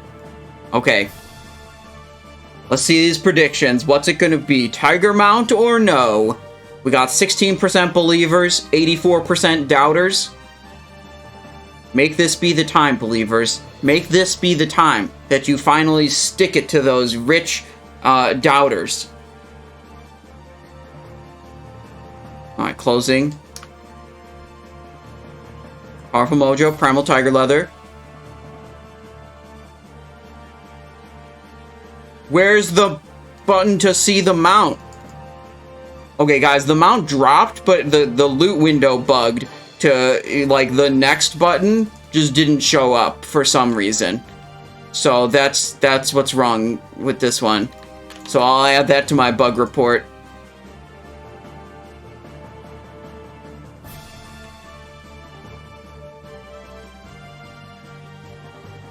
Okay, next prediction. Fiery Warhorse. We're going to Karazhan, you guys. We're gonna go to Karazhan and get Fiery Warhorse. And if I'm being honest, of all the 3 mounts I'm farming, I think Fiery Warhorse is the coolest one. I am most hype about potentially getting Fiery Warhorse.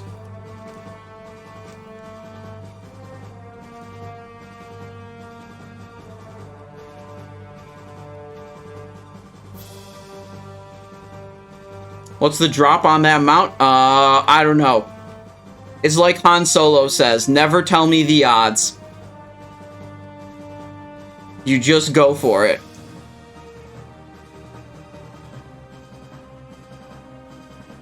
One of the mounts you want is a fucking dinosaur? Yeah, just like me.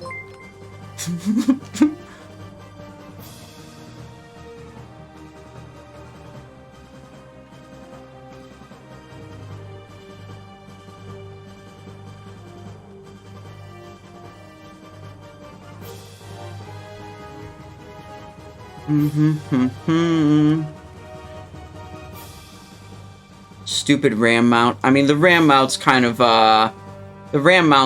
cool, but let's be real, it's not that cool.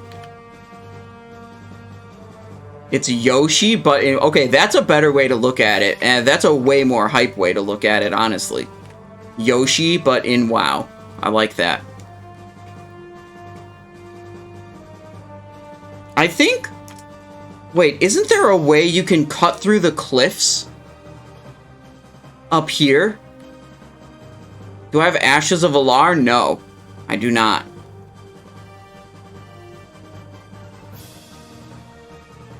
I'm pretty sure there's a way you can cut through the cliffs and go into Duskwood. That would be super efficient for going from ZG to Karazhan if I knew how to do that route.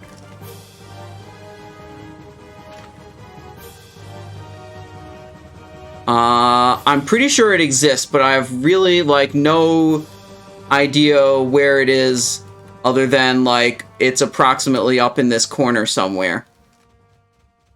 I know I've seen video of going through the mountains this way. Maybe we gotta go to Ulduar, ask Thorim how to get through the mountains. I'm pretty sure he's very familiar. It might be a one-way. Oh, it's a one-way. It's you saying it's Duskwood to Stranglethorn and not Stranglethorn to Duskwood? I would believe that. I don't remember exactly which way they were going.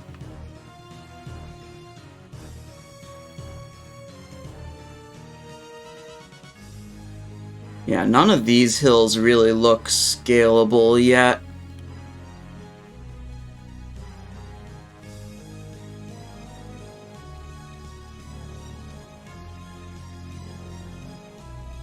Yeah, I'm not getting up that. That's too steep. Did any of your characters get Brewfest mounts? No.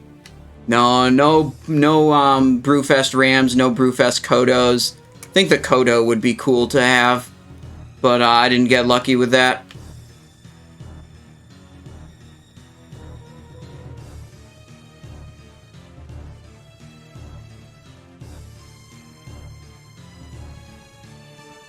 Wait, this spot looks like I could get over the hill.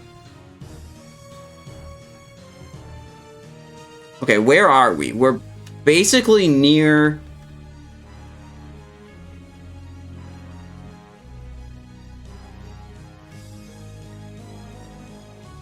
Oh my god, I can't see where I'm going. Leap of faith? That didn't work out too well. Okay, that didn't really work out very well. Okay, whatever. Let's see. Is it better for me to take a flight point? Probably, because there's a flight point right there. Take me to Duskwood. Okay, close enough. Yeah, we looked around a little bit for a shortcut through the mountains. But yeah, let's give up on that and just move on with our life.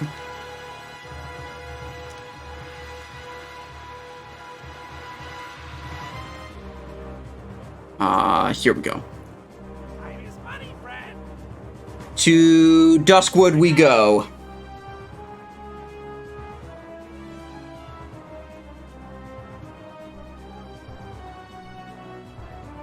On our way to get Fiery Warhorse. Oh, we should talk to a vendor also. God, there's too many Bijous and crap. Why do I have 3 Bijous? Yeah, we definitely got to talk to a vendor. I don't have enough inventory space left. Mail this stuff away.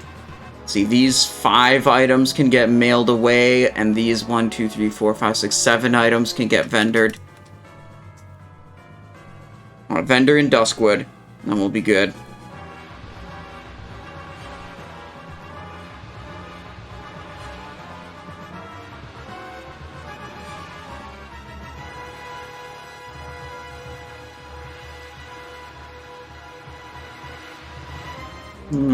Where are you at? Vendor? No. Where's the vendor? That guy's just a stupid quest guy. Oh, the child. Okay, yes, let's sell blood-drenched grips to the child. Some, metal leg plates. Okay, those are PG-13. We can sell those to a child. Overlord's Crimson Band? Yeah, okay, whatever. And a cultist's headdress.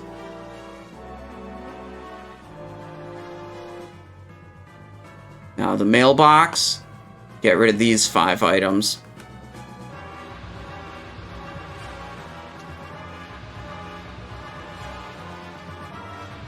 Oh, we should also... Hang on. We don't have bandages. Let's just fix that problem right now while we're at the mailbox. Have you ever been part of a raid that has all the melee swap and kill the first star on Algalon? I have never even heard of a raid doing that. Every raid I've been in, it's just been range DPS responsibility to kill stars. Simonize 2. There we go.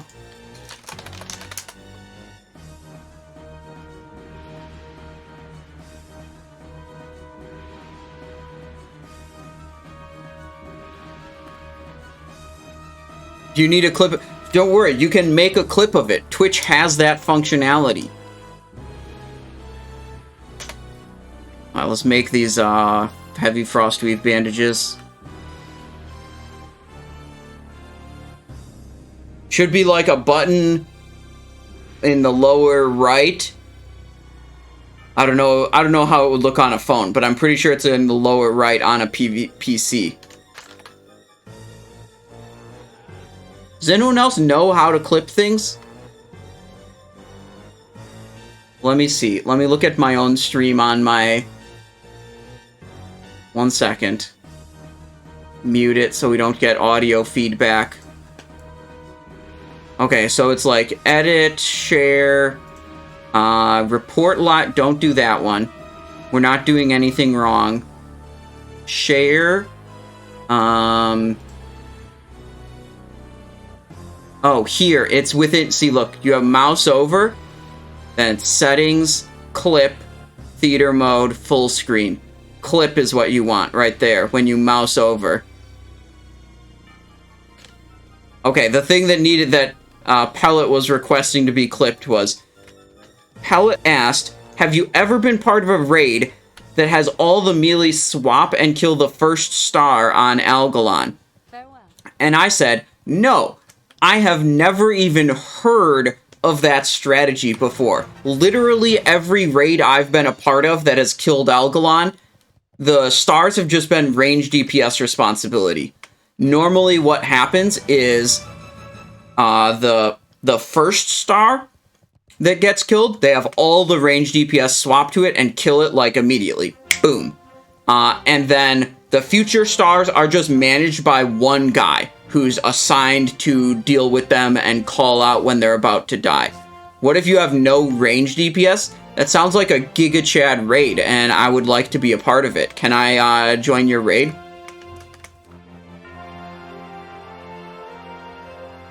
Listen, I don't know why some streamers would disable clipping.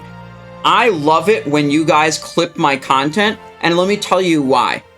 What I use that for is I go and I look at the stream and I try to pick out highlight segments of it to put on YouTube or to make highlight reels or whatever.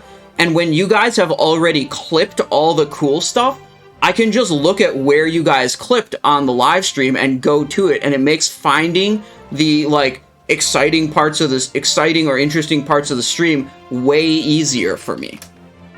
So please, clip all the cool stuff in my stream. It helps, it literally helps me.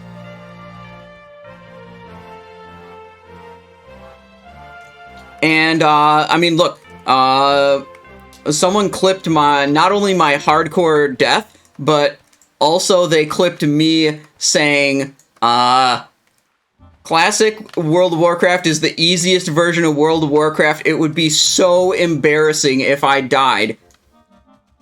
So then I just put those two clips together and uploaded them. One of me saying it would be so embarrassing, and then also one of me literally dying. And it's a great YouTube clip now.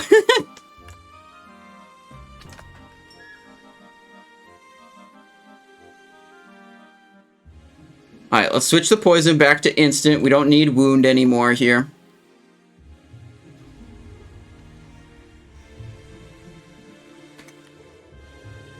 Alright, like this part up here, just get your clip buttons ready to clip my reaction to the fiery Warhorse finally dropping. Okay, because for sure. Just be ready. Okay, we've got buff, buff, buff, buff, buff. We want to pre-pot an indestructible potion.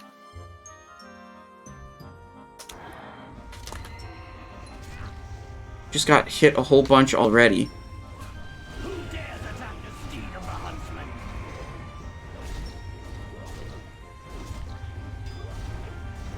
Literally cannot spend this energy fast enough. Fuck. Dude, hemorrhage and adrenaline rush are what we refer to in the biz as a non-bow. You know, like some things are a combo, they work well together. Hemorrhage build with adrenaline rush is a non-bow. It does not work well together. In fact, it's anti-synergy.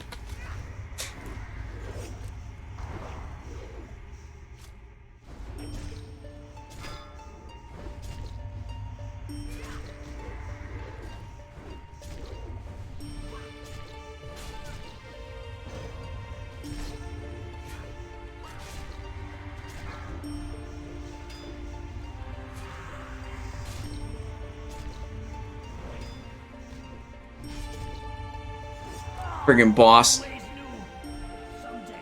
Dumbass horseman boss. Fiery Warhorse, 3% believers by the points. But look, we got 7 people believing versus 5 doubters. I mean, the believers have the quantity, they just don't have, you know, the wealth. The wealth isn't on the side of the believers. Okay, go to close predictions in 5, 4, 3, 2, 1.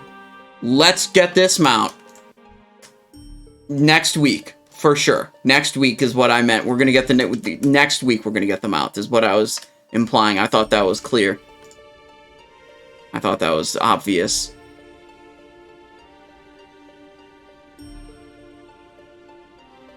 Okay, we Hearthstone, and now we go to Molten Core.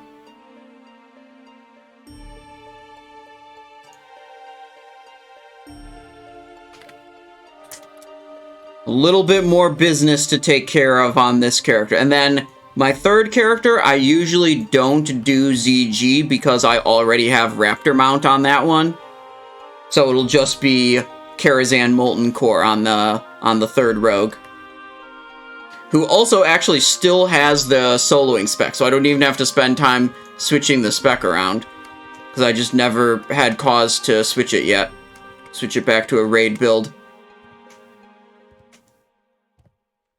Okay, next prediction. Will Geddon binding drop? Okay. Very important.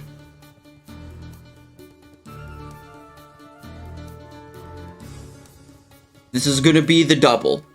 I can feel it. Like I said, I know I said the same thing last time, but like, it's different this time. It's gonna be different this time, okay?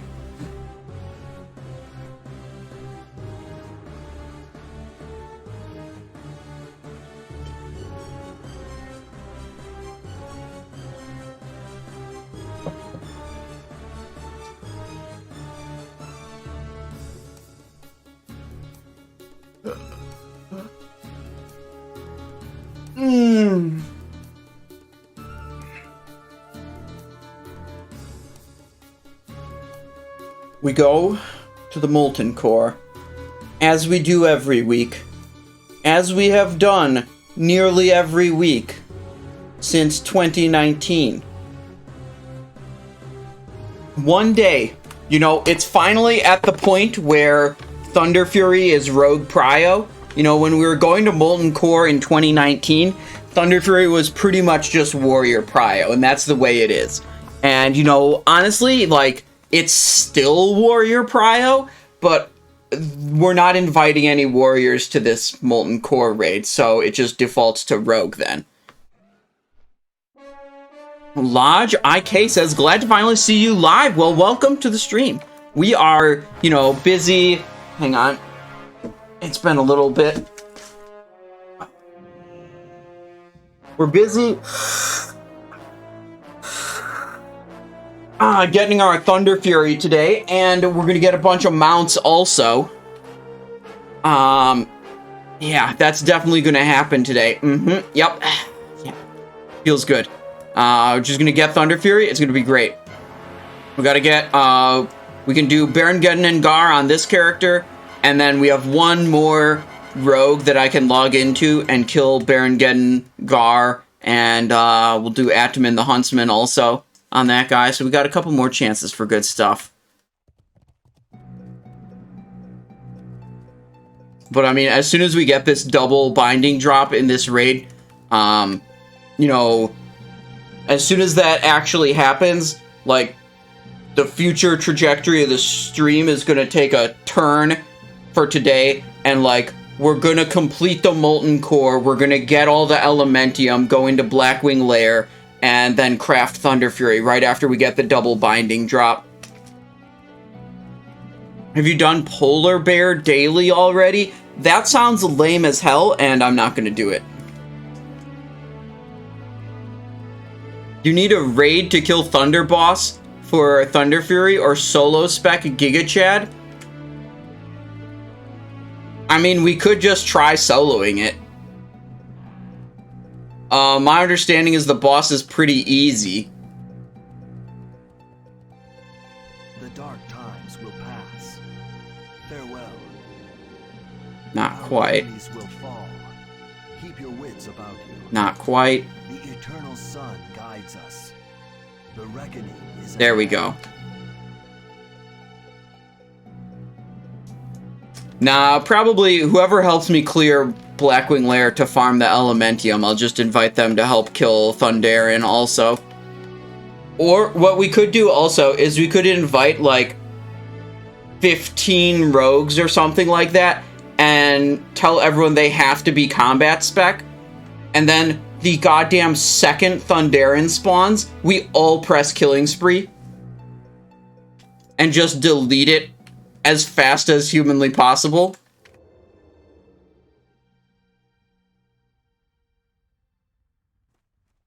I think that would also be funny. soloing it, and also killing it in 2 seconds.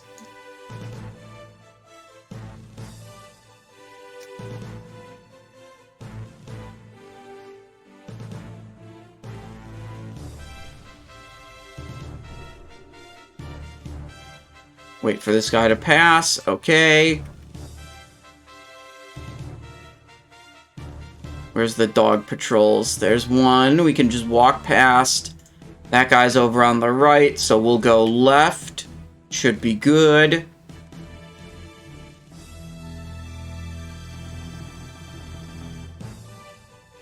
Oh, these guys are kind of They're a little bit too close together. Now this dog is coming through. We should go this way, I think, to try to avoid the dog.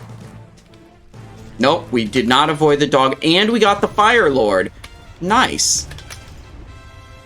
I'm gonna Adrenaline Blade Flurry.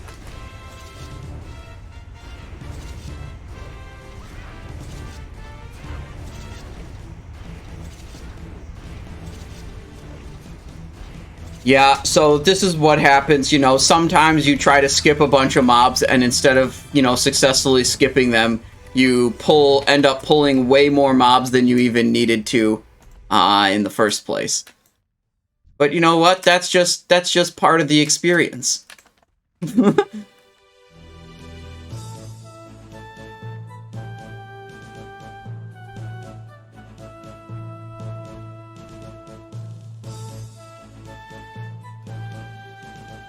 Go like this.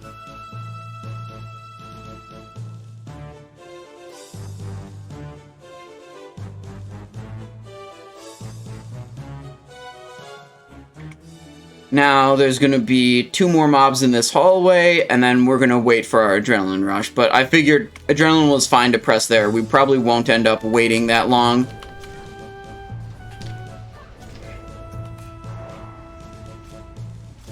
Oh, got them both.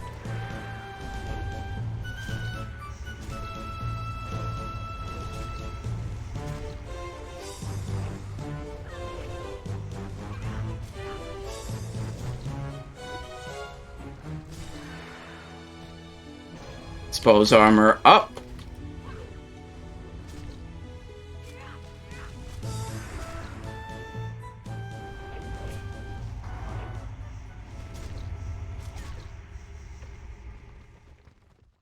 There we go.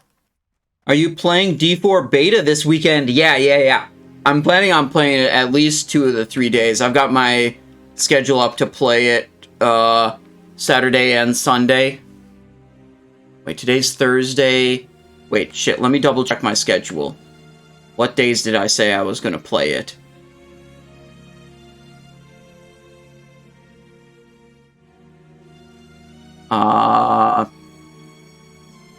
Today's Thursday, Friday, and Saturday, yeah.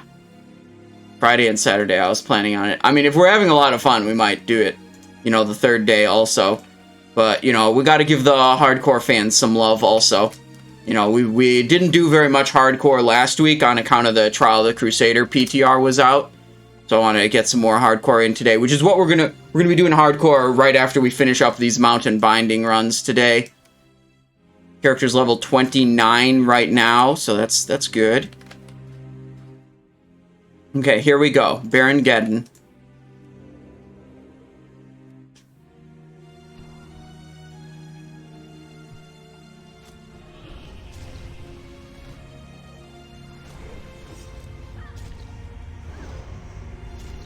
Try to spend my energy.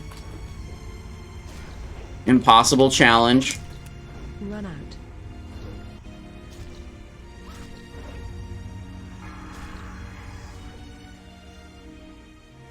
Okay, we're good here. Run out.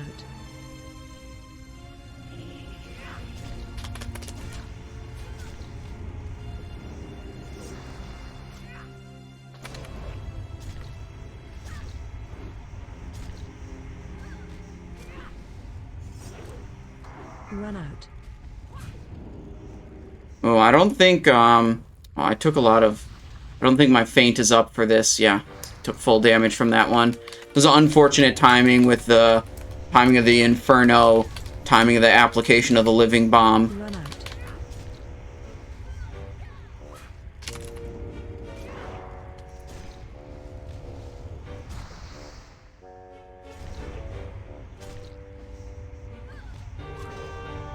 Run out.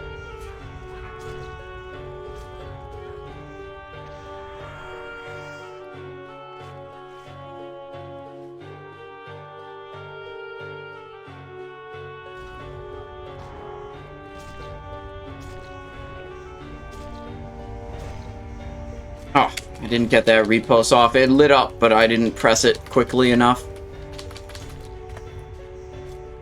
Run out.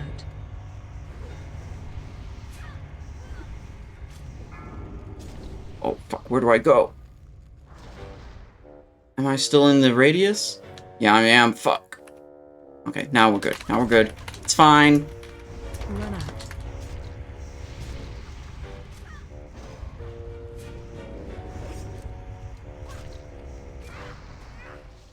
Okay, we're taking some damn, but that's okay.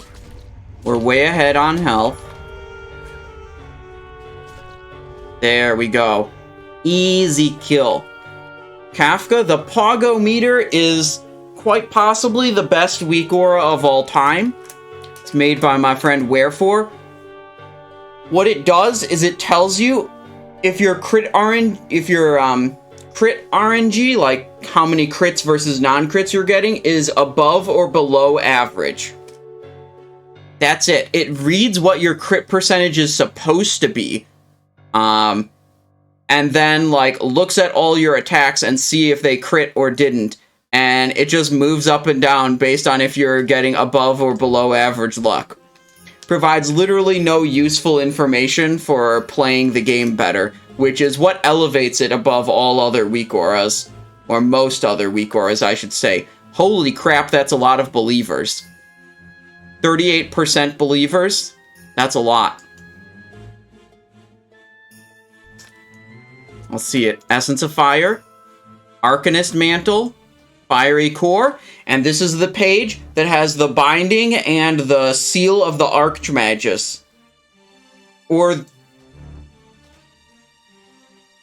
It's okay, guys. We got one more chance at getting the double today. We've got one more character that's not saved to Molten Core yet, and like this one, we'll just go for the Garr binding. It'll be fine. Gotta believe in something. True. Feel strong, man.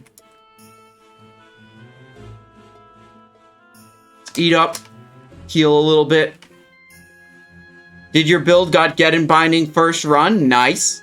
Next time, drop for sure. Yeah, true. True. We got one more character. See, this is Simon 2. We'll just go on to Simon 3. And we'll get Thunderfury on Simon 3.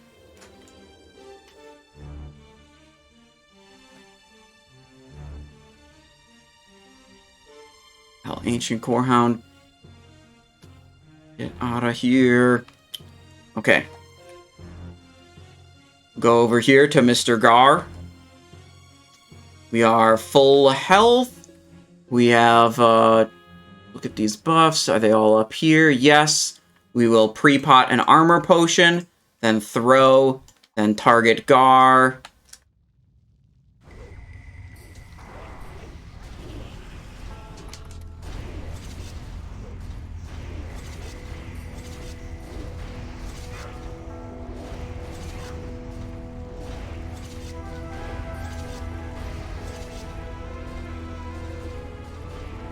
Keep up with the Blade Flurry. Our Glyph of Preparation allows us to refresh the Blade Flurry cooldown when we use Preparation, which is really nice. That's like super good for this boss, having that extra Blade Flurry. Now he's already eaten our King's buff, so let's refresh that. And now it's me versus Garr. All the ads are dead already.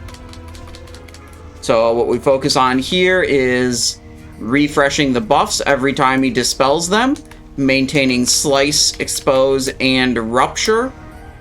Come on. And using Ghostly Strike and Repost as often as we are allowed to. And sometimes you just get lucky. or get unlucky and you die. Because, like, he crits you too many times or something. And it's just like, that's the way it goes. Like, right now, we're behind in health. Which is not good. You always want to be higher health percentage than the boss, because you deal more damage. This is probably, yeah, this is a vanish. We have to vanish here. Was not good enough. Instant deadly. I'm gonna double check all of my buffies. Make sure they are good.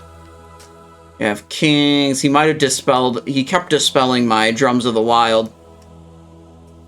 What item does this guy drop that's good? We want to get the Binding of the Windseeker, which allows, well, we got to get 2 of those so that we can make Thunderfury, Blessed Blade of the Windseeker, the coolest item in the entire game.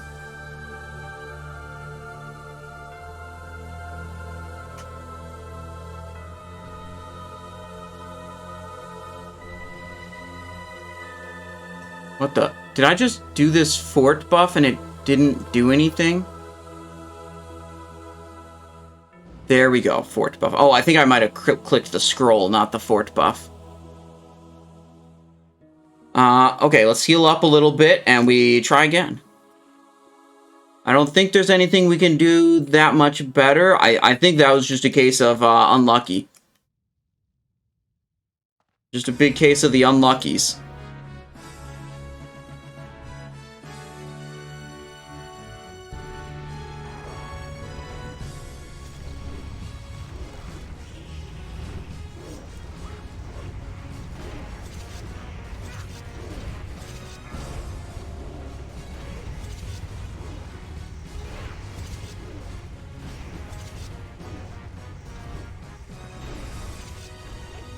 Still have all of our important buffs.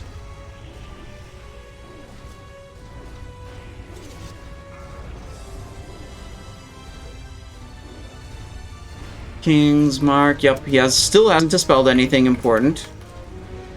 We dropped some of our personal buffs. Oh, I've lost my, hang on. We're gonna switch target over here.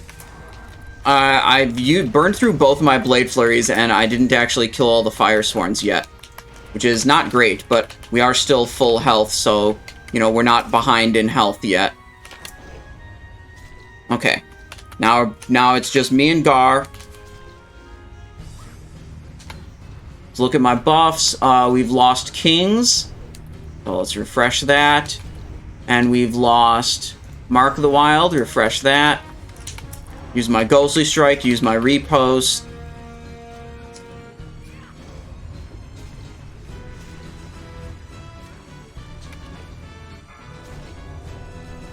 We have 25 seconds on our potion.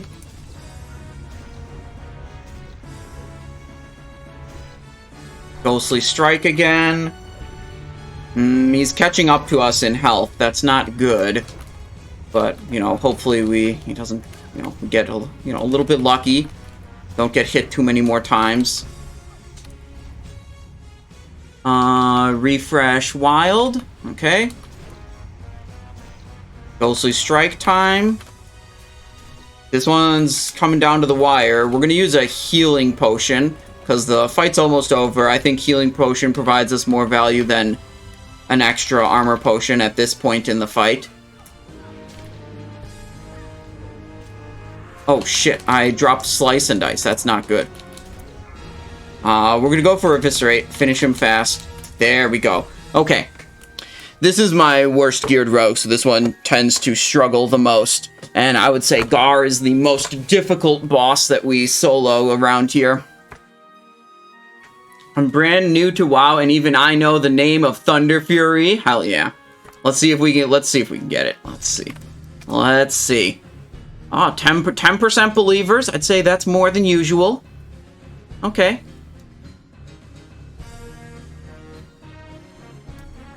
Essence of Earth, Deep Rock Salt, Core of Earth, don't care about those items.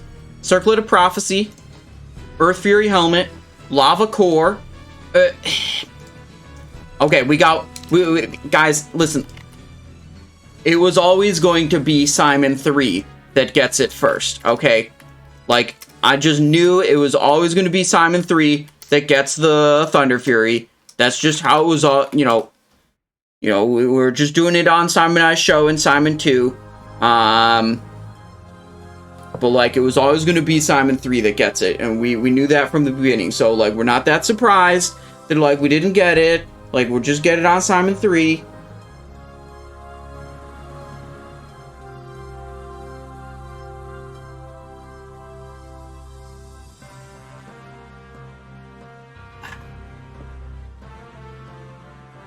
This character is all good to go. This character is ready. Literally already in the soloing spec. Oh, wait, no, wait, we don't have the consumes yet. Hang on. I do have to ship over the consumes. Which we can do from Molten Core, no problem. Portable mailbox.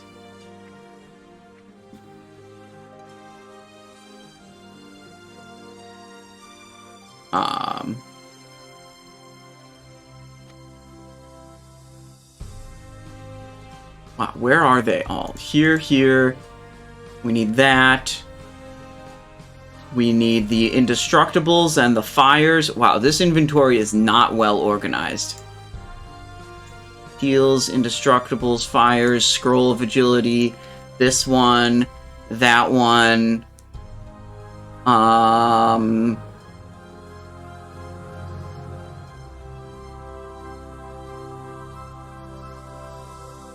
I'm missing something here, I think. Drum. Oh, the other drum. There we go. Now I think that's everything we need.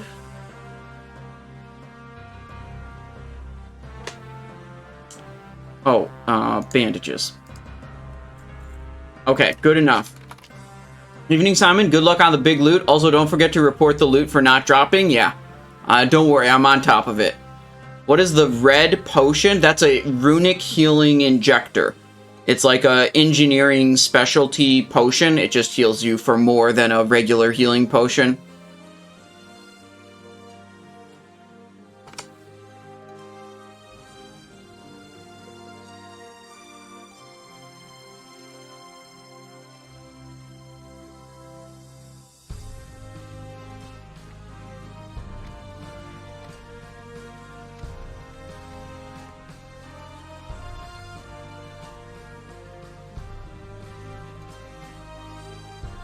Loot or not, I'm here for all your contents. Piero, is it like a hard J or a soft J? Is that Piero Giano or Piero Yano? It's more like a, I don't know. I try with the Twitch names. I do, but I don't know how to pronounce them all. But glad you like my stuff. I appreciate that. Once we finish up on this character and get Thunderfury and Fiery Warhorse on this character, we'll go over to Classic Hardcore, is next on the schedule here.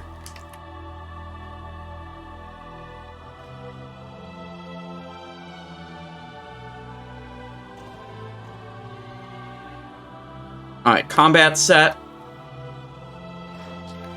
But we want the Life Ward one over there, and we want the Life Ward one over there. 30 expertise, that's kind of a lot, but it's probably fine. These bosses parry me a lot.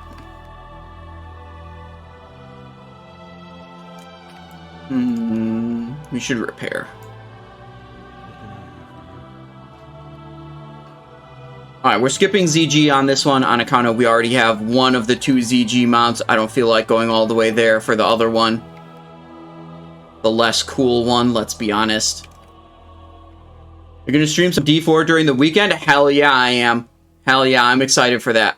What I really want to do with the D4 weekend is, like, I want to level up one rogue in veteran difficulty, and then I want to, like, go through the Act 1 campaign.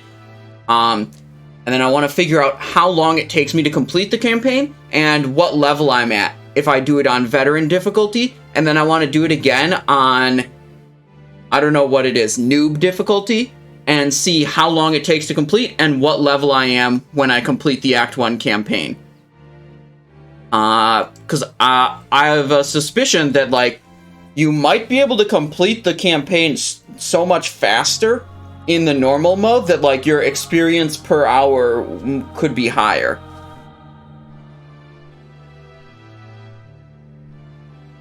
Guys, is Assassination still the best option for Raid? I'm back into play and you stopped playing in Phase 1. Well, Assassination and Combat are different. Combat does better at multi-target damage, generally. And Assassination will do better at single-target damage.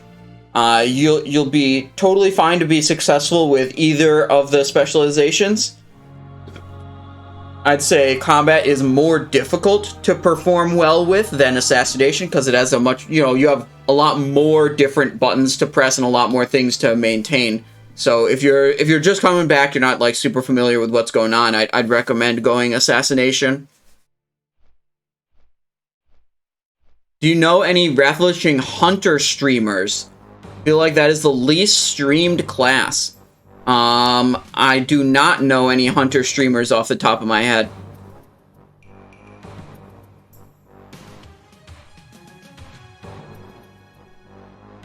I heard of this one Hunter streamer, he was named Appeal God X. He didn't play Wrath of the Lich King, he played hardcore, but I'm pretty sure he's got banned now, so he's not streaming anymore.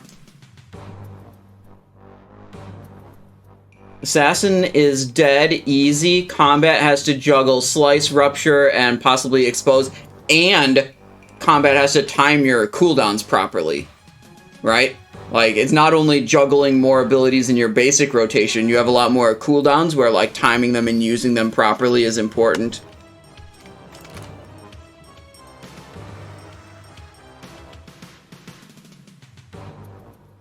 Okay, on the way to the Fiery Warhorse. The prediction is up, by the way, for Fiery Warhorse. We're going to kill Attumen the Huntsman and put this dinosaur on the shelf where it belongs and roll around on our glorious Fiery Warhorse after this.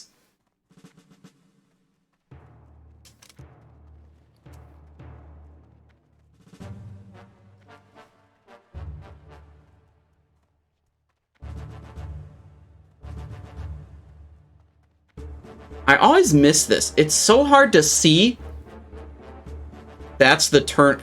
I always walk past it just a little bit. And then double back. Can't wait for Invincible. Such a cool mount, dude. But, like, you can't even see it. Because it's invincible. I'm not, like... I think the point of having a mount is cool, so, like, you can show it off. But, like, if your mount's invincible, like, it's stupid. It's pointless.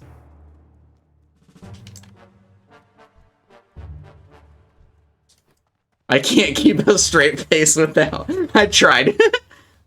I tried. I can't keep a straight face anymore.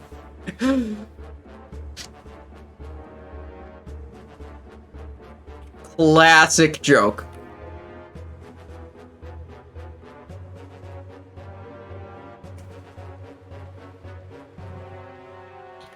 Whoa, whoa, whoa. Is that Dog Shep in the stream? Hello?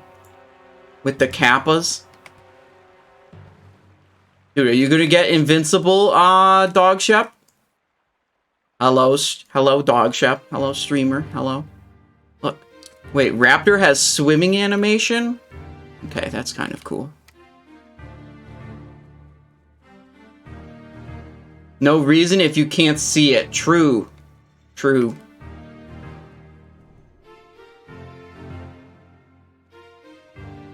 We're in.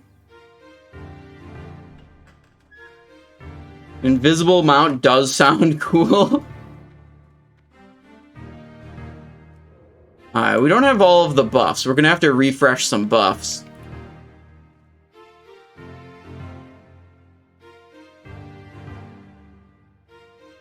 Why are so many people outside Karazhan? I think they're farming it. Like a bunch of paladins. I mean, you can farm it on a rogue too. You can farm it on a paladin, death knight. A lot of the tank classes can do it very easily. They just go in, kill like a shitload of trash mobs, loot everything, and then they, like, there's a vendor right outside and they just vendor everything. When you do it on Rogue, it actually takes some skill and finesse, which is why you don't see very many Rogues out there. You just have the Paladins and the Death Knights that are like, herp-de-dur, I put on a shield, I cast Consecration, and, you know, Death and Decay, and then all of the mobs die. Whereas on a Rogue, you have to be good and pay attention and pull the mobs properly, and, you know, have this, like, Fell Striker thing, and this Titan Steel Spellblade. Yeah.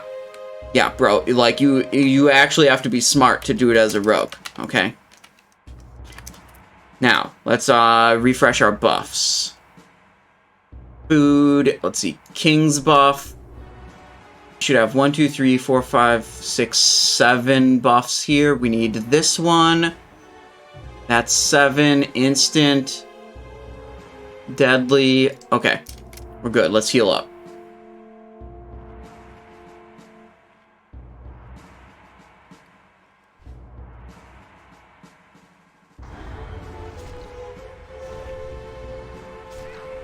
Perhaps you would rather test yourselves against a more formidable opponent. I think I could Fan of Knives here, because, like, dealing damage to both of them actually matters. But I don't know how that compares to Hemorrhage, because Hemorrhage is, like, super good.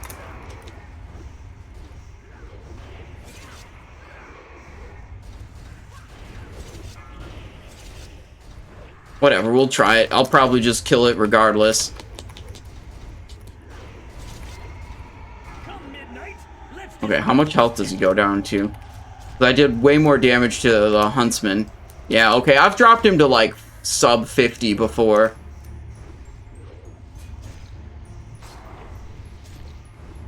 I think,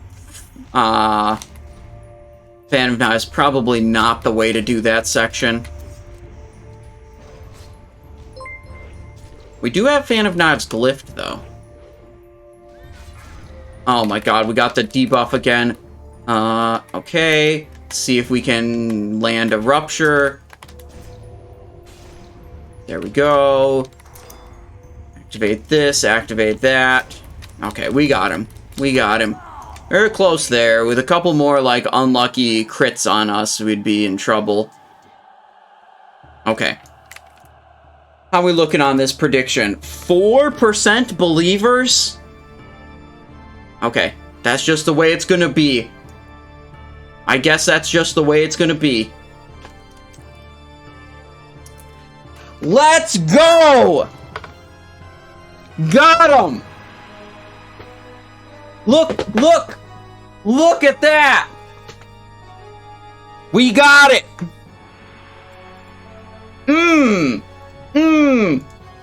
Yeah, that's right. Let me get this in the clip too. Let me get this part where the believers finally get rewarded. Let's go! Fiery Warhorse's Reins. I told you guys we were getting it today. I told you. It's over. Just Rage Quit says, what's the percent? Never tell me the odds. Never tell me the odds. Okay, we gotta go outside, like, immediately right now to learn it and flex on all the people that are outside. Which tune has Raptor already? This one. This one has it, already.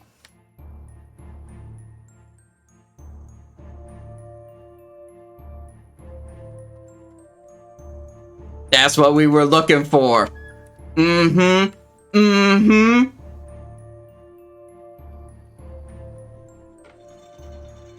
Any mount getters?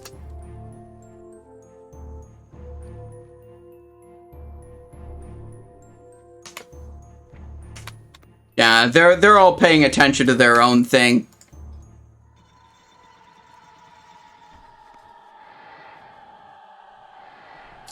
Look at that.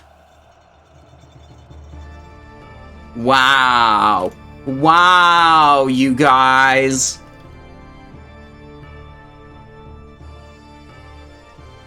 The Fiery Warhorse. Let's fucking go. Okay. Now we gotta put it into our mount macro so we actually use it. Hold on. 1 second. We go... Where is it? This macro... Swift Razzashi Raptor? That's old news. Fiery Warhorse. Wee! Look it! Yay, horsey! Okay. Now we go to Molten Core, dude. We just won one Gamba. We'll just go to the next one. Wait, that guy's got an even rarer mount than me. Yikes. Imagine having no life that you know, can manage to farm a giant love rocket. JK, that's supposed to be a joke, because I spend literally every week farming all these other rare mounts. Okay. To Ironforge, and then to Molten Core. Putting up the prediction for the Garr binding, Geddon binding.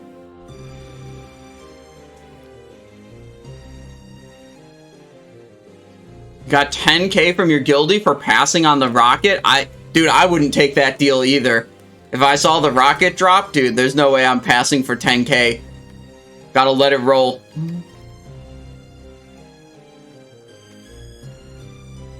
Wait. The mount macro put me on Razzashi Raptor again. Did this, like, not save properly? Oh, no, I didn't fix it properly. Fiery Warhorse.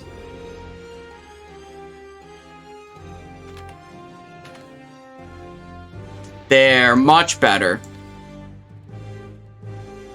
Much better.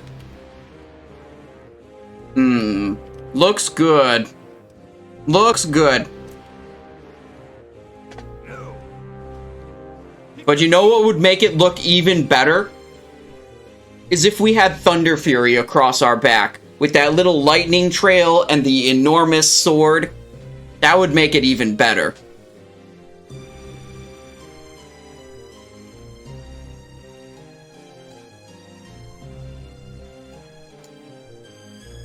Is this the Believers' Day?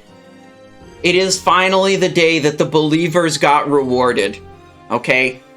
A Fiery Warhorse's Reins dropped. And we got it, of course, because we're soloing it. No, there's no one else here to get it. It's kind of the point. And we're about to get 2 bindings for a Thunderfury. We'll just go for the trifecta, is what, like, I was talking about how, you know, a single binding drop wouldn't be that good of a YouTube highlight, but it's like, it'd only be really cool if it was a triple. Now my standards are just, a double. Now my standards are just higher. We gotta get the mount, then immediately go to Molten Core, get the Geddon binding, then get the Garr binding. Like, 3 in a row. Like, that's a YouTube highlight. We mount up on our, of course, our fancy new Fiery Warhorse. Boom. Look at that. It's got cool fire on its feet.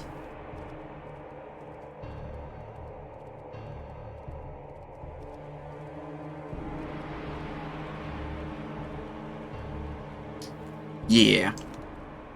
I can smell in the air both the bindings in one raid. Dude, I would absolutely lose my shit if that happened. That would be insane. They're like 3 or 4% drop each. I'm already at the point where the fact that I've never seen a single binding is below average, considering the number of times that I've killed Geddon and Garr. I saw a streamer have all 3 legendaries drop in one run during Classic, so that's Binding, Binding, and Eye of Sulfuras. That's kind of insane. I hope they all went to the same person. That would be even better. It's like the same person who they're giving Thunderfury to, they're just like, fuck it. Get Eye of Sulphurous too. Not gonna lie, they might have. That'd be amazing.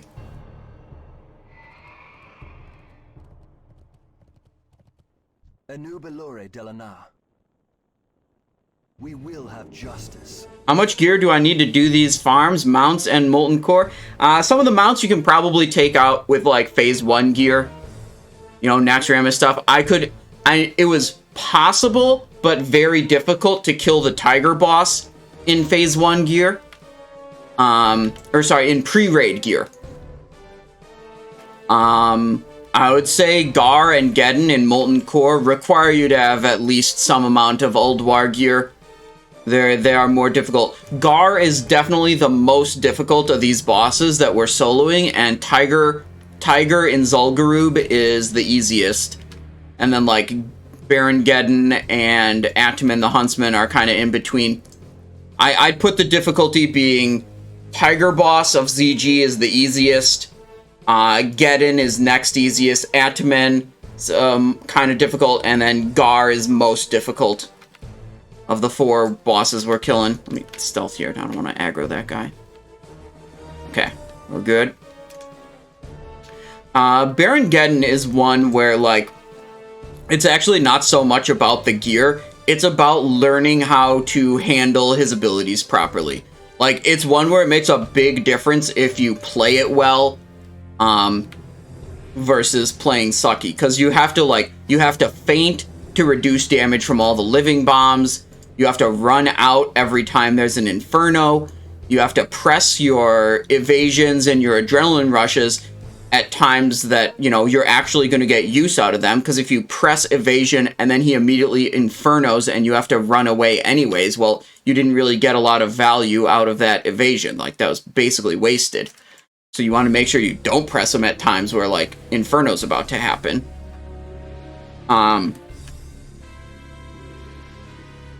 Yeah, like, so Garr, I think, is the one that's, like, you have to learn it the most to get good at it. Whereas the other ones, there's, like, not that many tactics or, like, interesting things going on, or at least not as many as there are with Garr. And it's more like, you know, when you have lesser gear, you simply need to get luckier to be able to kill them, right? Like, you could kill any of them with, you know, pre-raid best in slot gear. It's just that you'd have to do a lot of attempts and get lucky with, like, above average amount of dodges from their attacks and an above average number of critical strikes from your attacks. And whereas when you get more gear and use more consumables, the, like, threshold of luck that's required to bring those bosses down comes lower, so, like, you can more consistently defeat them. Let's see, let me do a quick buff check. Food, I need Agi scroll. There we go. And we should be good to pull here.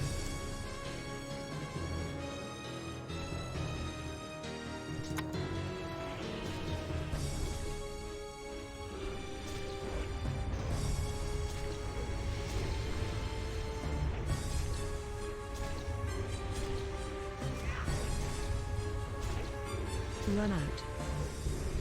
Cloak that one. We stay out. This is the Inferno. Run out. Now I'm using another evasion right after an Inferno. Let's see. I should have used a Blade Flurry there also, but now it's too late. I'm going to wait to use the Blade Flurry till after the next Inferno. I don't want it to be wasted. Yep, there we go. Let's move quickly. The Inferno, the damage it deals increases over time. So the later damage ticks hit for more. Like, the very final tick hits for a whole lot. Run out. And now that we don't have Cloak of Shadows to negate these living bombs, we use Feint to reduce the damage taken by them by 50%. Bandage myself. Rocket boot away. Do one of these. Oh, did I must have potioned wrong. I don't actually have a second, major fire protection potion. Look at this. I must have potioned mid-fight. Or I, like, didn't notice what was going on. This might be a mistake that cost me the kill here. Cloak that one. We'll see how this goes. I used a FAP. Oh, okay, yeah, that was a mistake. I must have fat-fingered the keybind there. Run out. Didn't intentionally do that. Oh no, oh no, oh no. Yeah, that's a vanish. That's a vanish. That was really close to death. Yeah, so these potions are like 5,000 health each. They're a pretty big deal. So you can do one right before you pull the boss. And then you can do one mid-boss. So let's heal up. We'll go again.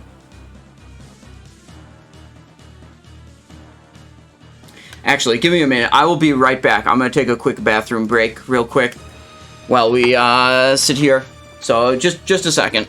I will be back in a moment.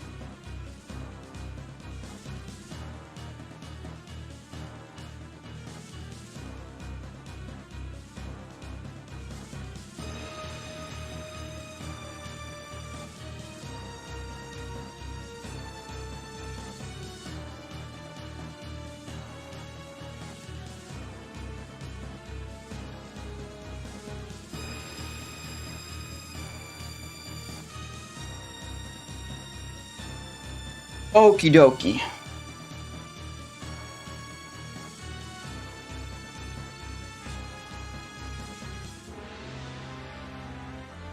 Clayavus says, my main tank is a Palian. His runs are ridiculous. He pulls Garr into Geddon so he can spam abilities more without running out of mana. And actually kills them faster than... Yeah, we can't exactly do that on a rogue.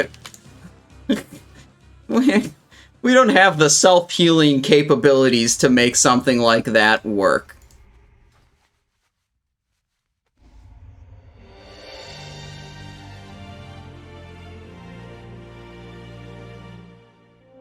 Alright, we chillin'.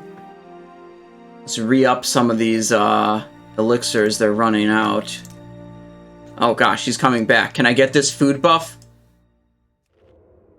4, 3, 2, 1. Yeah, okay, we got the food buff. Here we go.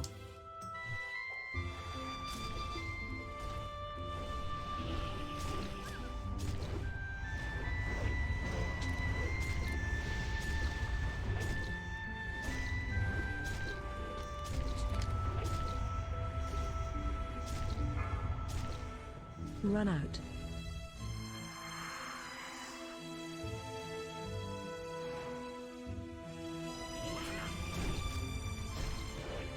Rupture's back up.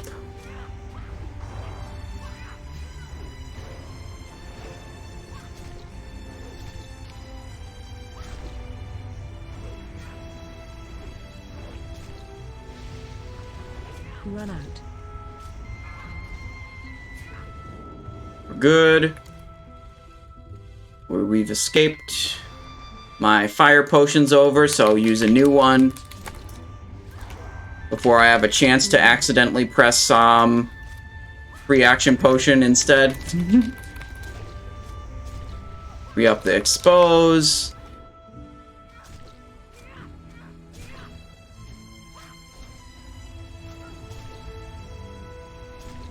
Run out.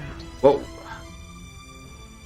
Whoa, I didn't run the correct direction. I was taking a couple extra damage ticks there. Okay, next time we get a thing, a living bomb, we're gonna cloak. Where's the Inferno? Come on, Inferno.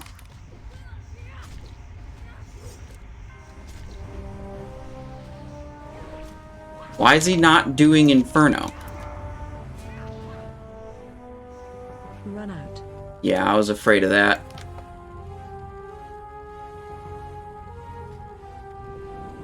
There we go. Okay. Should be good here. Run out.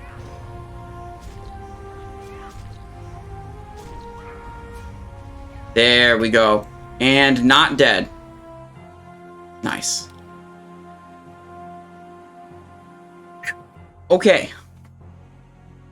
We got the fiery Warhorse's Reins. Now the believers actually have some points, because they all got rewarded points for believing on fiery Warhorse. So obviously, you know, the Geddon binding's gonna drop. Let's check it out. Essence of Fire. I'm bracing myself for what's about to happen. Seal of the Archmagus. Fiery Core.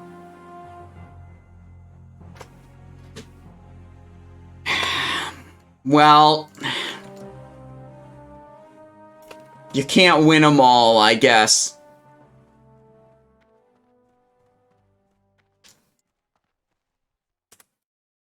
Can't win them all, but we can still get Garr binding.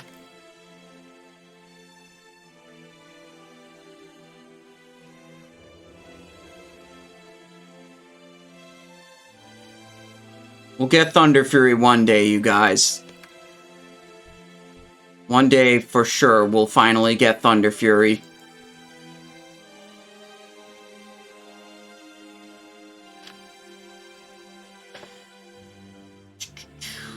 Heal. There we go.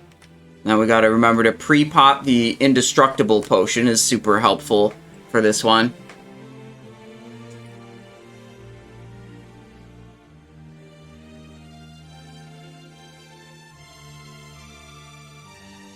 Yeah, these are pretty good gloves. Okay.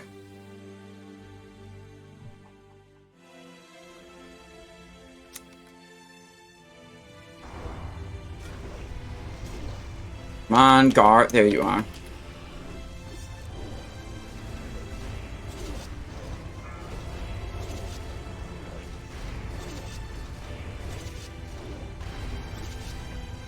Just dodge everything, of course. We already lost our agility scroll.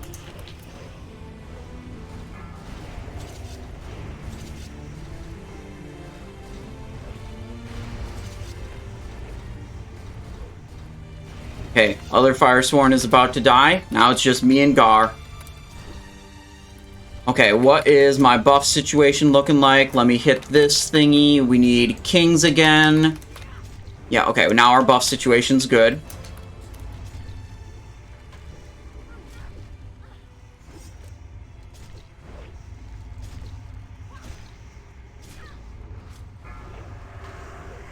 We just lost our agility scroll. Refresh that one. Keep using Ghostly Strike and Repost whenever they are available. Do a little Rupture. Build for this Expose. What did we just lose? Wild, Mark of the Wild, okay. Whoopsies, that was not supposed to be a Rupture. That was supposed to be an Exposed Armor. Okay. We're doing good, though. We're way ahead on health.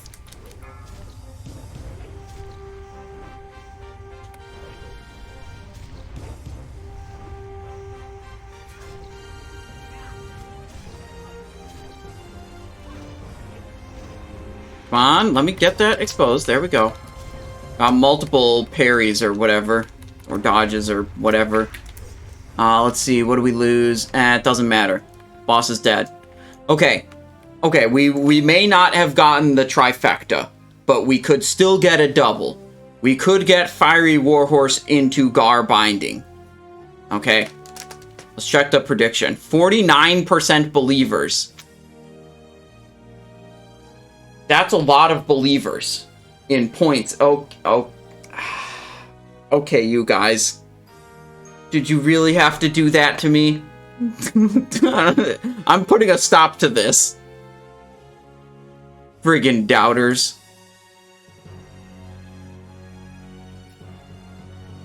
Essence of Earth. Fellheart Horns. Lava Core. Earth Fury Helmet. Flame Guard Gauntlets. That's not a binding of the Windseeker. I was about to say binding of the Windseeker. Did I get the horse from Karazhan? I did. Indeed, I did get the horse from Karazhan. Do I have a teleport to get the hell out of here so I can show you? I don't think I do. And I don't want to wait 10 minutes. But yes, we have the horse from Karazhan now. Very, very strong and powerful mount. Good.